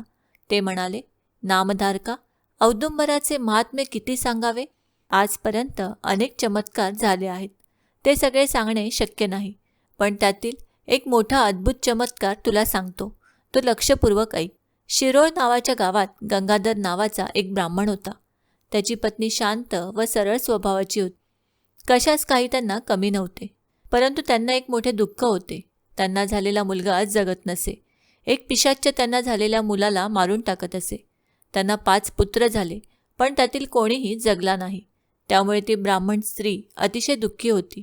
मुले जगावीत म्हणून त्या दोघांनी अनेक नवसायास व्रते उपवास केले. अनेक देवदेवतांची आराधना उपासना केली, पण कशाचा काही म्हणून उपयोग झाला नाही. त्यामुळे ती पतिपत्नी अतिशय निराश, उदास, दुःखी असत. आता यावर काय उपाय करावा? प्रत्येक वेळी मुलगा जन्मास आला असता मरतो. याचे कारण काय आणि यावर उपाय काय, असे गंगाधराच्या पत्नीने त्याच गावातील एका ब्राह्मणाला विचारले. त्या ब्राह्मणाने त्यावर बराच विचार केला. त्याने ज्योतिष अभ्यासाने सर्व काही ओळखले. मग तो तिला म्हणाला, तुझे पूर्वजन्मातील कर्मच या दुर्भाग्याला कारणीभूत आहेत. पूर्वजन्मी तू शौनक गोत्रातील एका ब्राह्मणाकडून ऋण घेतले होतेस. त्याचे कर्ज तू फेडले नाहीस. त्याने तुझ्याकडे अनेक वेळा मागणी केली, पण तू त्याच्या धनाचा अपहार केलास. त्याला फसविलेस. तो द्रव्यलोभी होता. शेवटी त्याने पैशासाठी प्राण सोडले. त्याच्या मृत्यूला तूच कारणीभूत झालीस. त्यामुळे तुला दुहेरी पातक लागले. त्या ब्राह्मणाच्या मृत्यूनंतर त्याची उत्तरक्रियाही केलेली नाही. त्यामुळे तो पिशाच्च झाला आहे. तो तुझा गर्भपात करतो आणि मुलाचा जन्म झाला तर तो त्याला मारून टाकतो. यातून सुटण्याचा एकच मार्ग आहे. त्या ब्राह्मणाची तू उत्तरक्रिया कर, म्हणजे त्याला सद्गती प्राप्त होईल. श्राद्धकर्माच्या निमित्ताने त्याच्या शौनक गोत्रातील ब्राह्मणास 100 रुपये दान कर, म्हणजे त्या ब्राह्मणाच्या द्रव्याचा अपहार केल्याचा दोष जाईल. अगोदर तू कृष्णातीरी जाऊन 1 महिना उपवास व्रत कर. तेथे कृष्णा पंचगंगा संगमावर अनेक तीर्थे आहेत. तेथे औदुंबर वृक्ष आहे. तेथे तू औदुंबराची आराधना कर. तेथील पापविनाशी तीर्थात स्नान करून औदुंबराला 7 वेळा पाणी घाल. श्रीगुरूंच्या चरणांवर अभिषेक करून यथासांग पूजा कर. असे 1 महिनाभर कर. तेथे श्रीगुरू नृसिंह सरस्वतींचे वास्तव्य आहे. मी सांगितले तसे केलेस की नृसिंह सरस्वतींच्या कृपेने तू पापमुक्त होशील. तुला शतायुषी पुत्र होतील. नंतर ब्राह्मणाला 100 रुपये द्यावयाचे. ही सर्व कर्मे त्या ब्राह्मणाच्या प्रित्यर्थ करावयाची आहेत. यामुळेच तुझे सर्व दोष जातील. तुझ्याजवळ धन नसेल तर तू चिंता करू नकोस. तू मनोभावे श्रीगुरूंची सेवा कर. ते कनवाळू आहेत. ते तुला पापमुक्त करतील. हे ऐकून त्या ब्राह्मण स्त्रीचे समाधान झाले. मग ती औदुंबर क्षेत्री आली. तेथे तिने संगमात स्नान करून श्री गुरुचरणांची पूजा केली. औदुंबर वृक्षाला प्रदक्षिणा घातल्या. याप्रमाणे 3 दिवस सर्व काही यथासांग केले. 3ऱ्या दिवशी ती झोपेत असताना तो आत्महत्या केलेला ब्राह्मण आला व तिला दरडावून म्हणाला, तू माझे 100 रुपये दे, नाहीतर तुला ठार मारीन. इतकेच काय, मी तुमचा वंश वाढू देणार नाही. तुझे सगळे प्रयत्न व्यर्थ आहेत. तुला पुत्र होणार नाही. झालाच तर तो जगणार नाही. असे सांगून तो पिशाच्च ब्राह्मण तिला मारण्यासाठी धावला. भयभीत झालेली ती स्त्री औदुंबराआड लपली. तिथे तिला श्रीगुरू दिसले. ती त्यांच्या मागे लपून बसली. श्रीगुरूंनी तिला अभय दिले. मग त्यांनी त्या पिशाच्य ब्राह्मणाला दरडावून विचारले, काय रे, तू या स्त्रीला कशासाठी मारतो आहेस?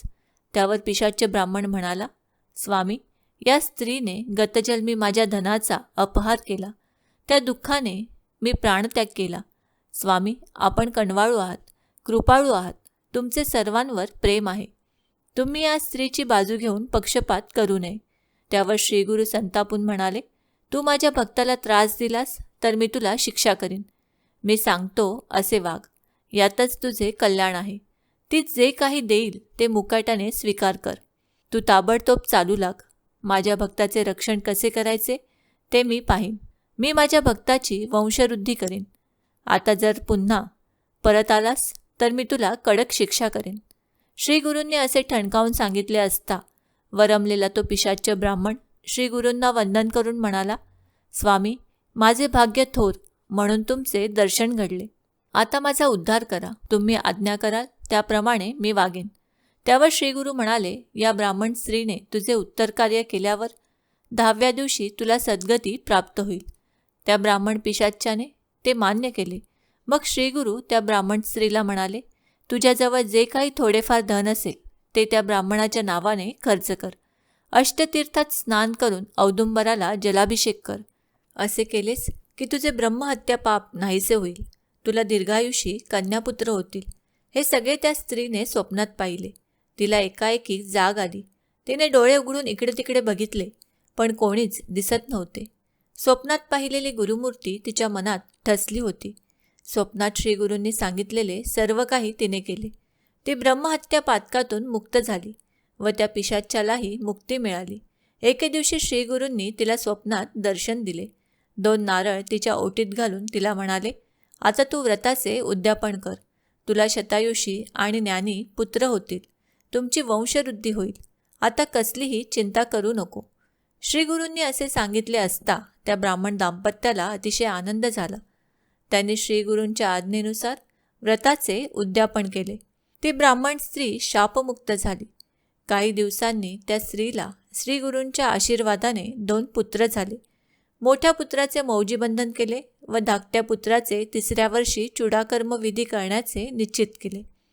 परंतु चूडाकर्म विधीच्या आदल्या दिवशी मध्यरात्री तो मुलगा अचानक आजारी पडला आणि मरण पावला. आईवडिलांना अतिशय दुःख झाले. मुलाचे प्रेत मांडीवर घेऊन ब्राह्मण स्त्री मोठ्या मोठ्यांदा रडू लागली. नात्यागोत्यातील लोक जमले.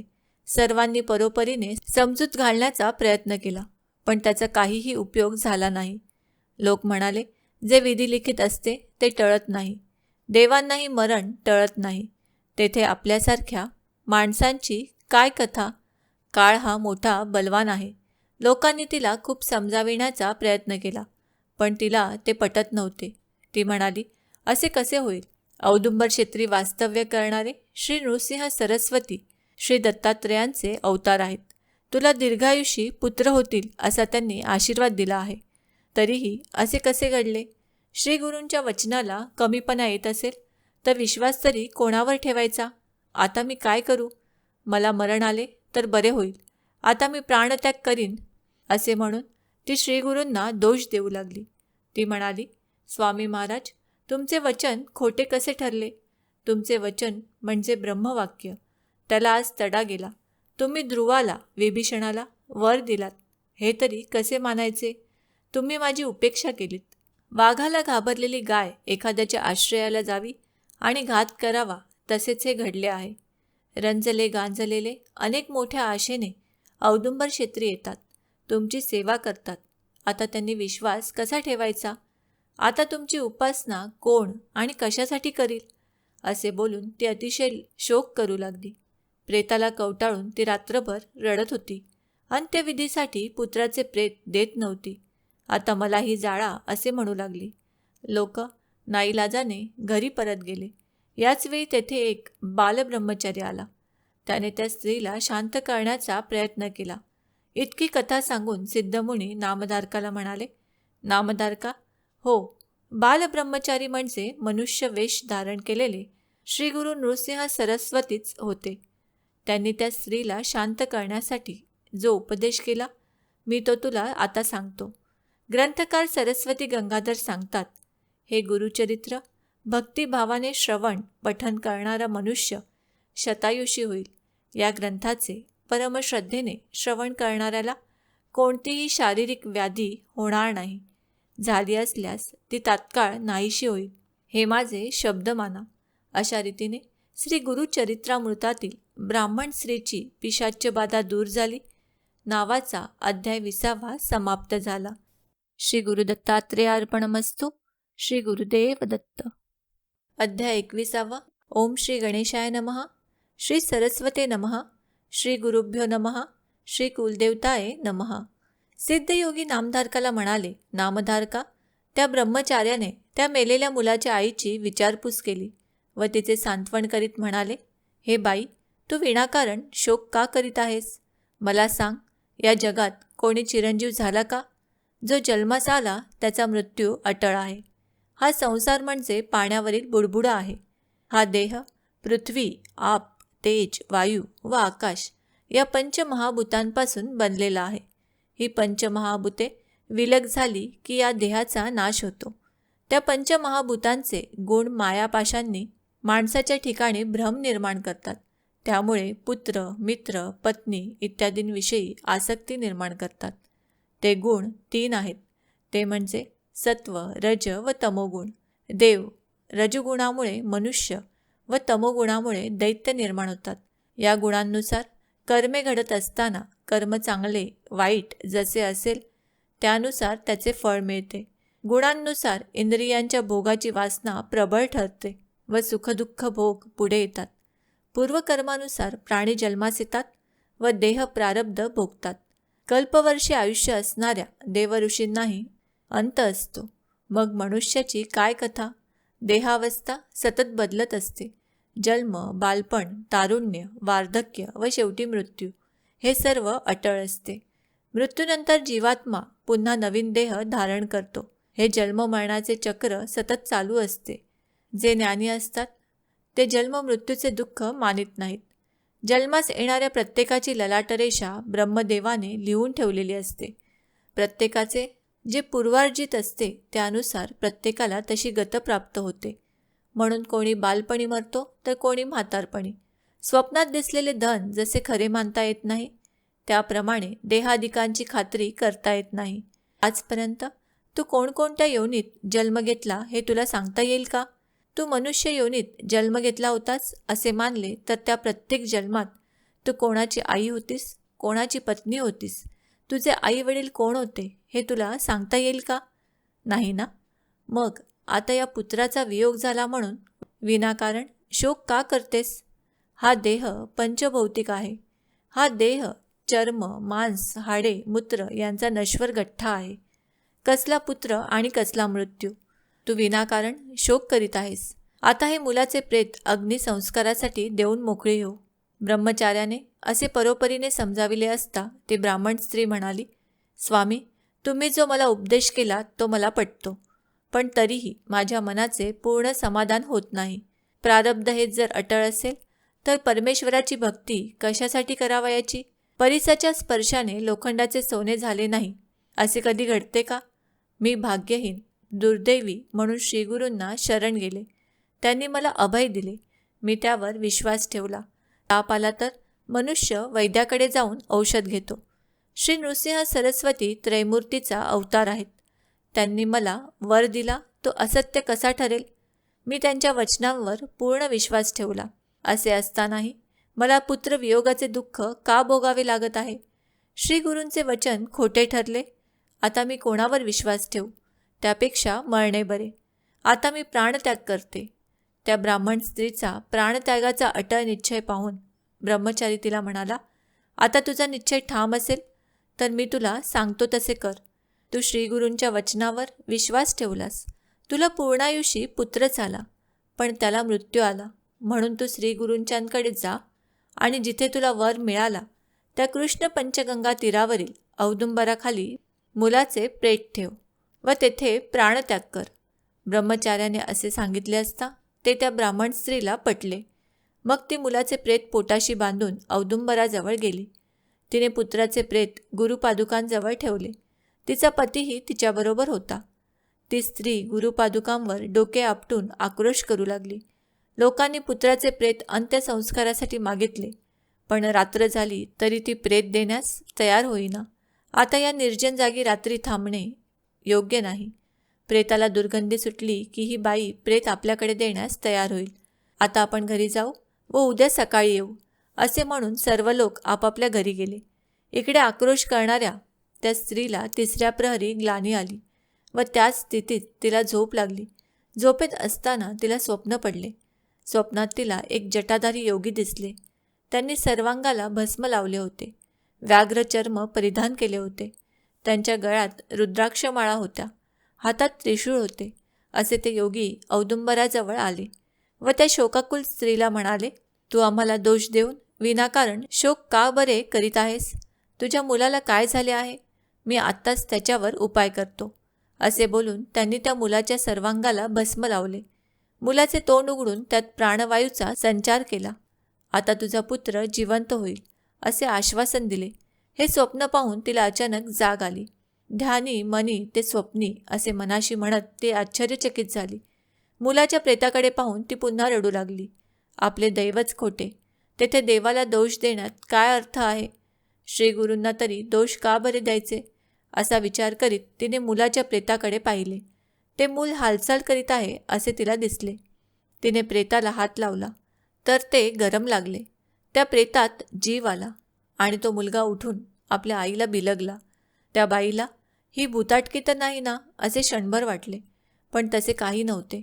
तो मुलगा खरोखरच जिवंत झाला होता. त्या बाईने अति आनंदाने त्या मुलाला छातीशी घट्ट धरले. तिला एकाएकी प्रेम पान्हा फुटला. ती मुलाला स्तनपान देऊ लागली. तिने आपल्या पतीला जागे केले. आपला मुलगा जिवंत झालेला पाहून त्याला देखील अतिशय आनंद झाला. ही सर्व नृसिंह सरस्वतींची अगाध लीला याची त्याला खात्री पटली. मग त्या पतीपत्नींनी स्नान करून औदुंबरास प्रदक्षिणा घातल्या. श्रीगुरूंचे अनेक परींनी स्तवन करून क्षमायाचना केली. श्रीगुरूंच्या पादुकांची यथासांग पूजा करून भक्तिभावाने श्रीगुरूंचे स्तवन केले. त्याचवेळी गावातील ब्राह्मण मुलाच्या प्रेतावर अंत्यसंस्कार करण्यासाठी तेथे आला. मुलगा जिवंत झालेला पाहून सर्वांना आश्चर्य वाटले. सर्वांनी श्रीगुरूंचा जय जयकार केला.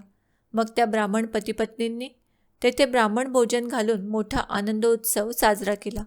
ही कथा सांगून सिद्धयोगी नामधारकास म्हणाले, नामधारका, औदुंबर क्षेत्र महिमा वास्तव्य असते. औदुंबर क्षेत्र महिमा कसा आहे याची एक कथा मी तुला सांगितली. अशा अनेक कथा आहेत. औदुंबर तळी श्रीगुरूंचे कायमचे वास्तव्य असते. तेथे जाऊन श्रीगुरूंची सेवा केली असता सर्व इच्छा पूर्ण होतात. याचा अनुभव अनेकांनी घेतला आहे. श्रीगुरूंची चरणपूजा केली असता वंद्य स्त्रीला पुत्र संतान लाभते. दरिद्री माणसाला लक्ष्मीप्राप्ती होते. रोगी माणसाला आरोग्य लाभते. कधीही अपमृत्यू येत नाही. श्रीगुरूंची भावभक्तीने पूजा केली असता सर्व मनोकामना पूर्ण होतात. जो कुष्ठरोगी असेल त्याने श्रीगुरू चरणांची पूजा केली असता शरीर सुवर्ण होते. याविषयी संदेह बाळगू नये. श्री गुरुचरण पादुकांची पूजा केली असता हृदयविकार, गंडमाळा, अपस्मार इत्यादी दोष नाहीसे होतात.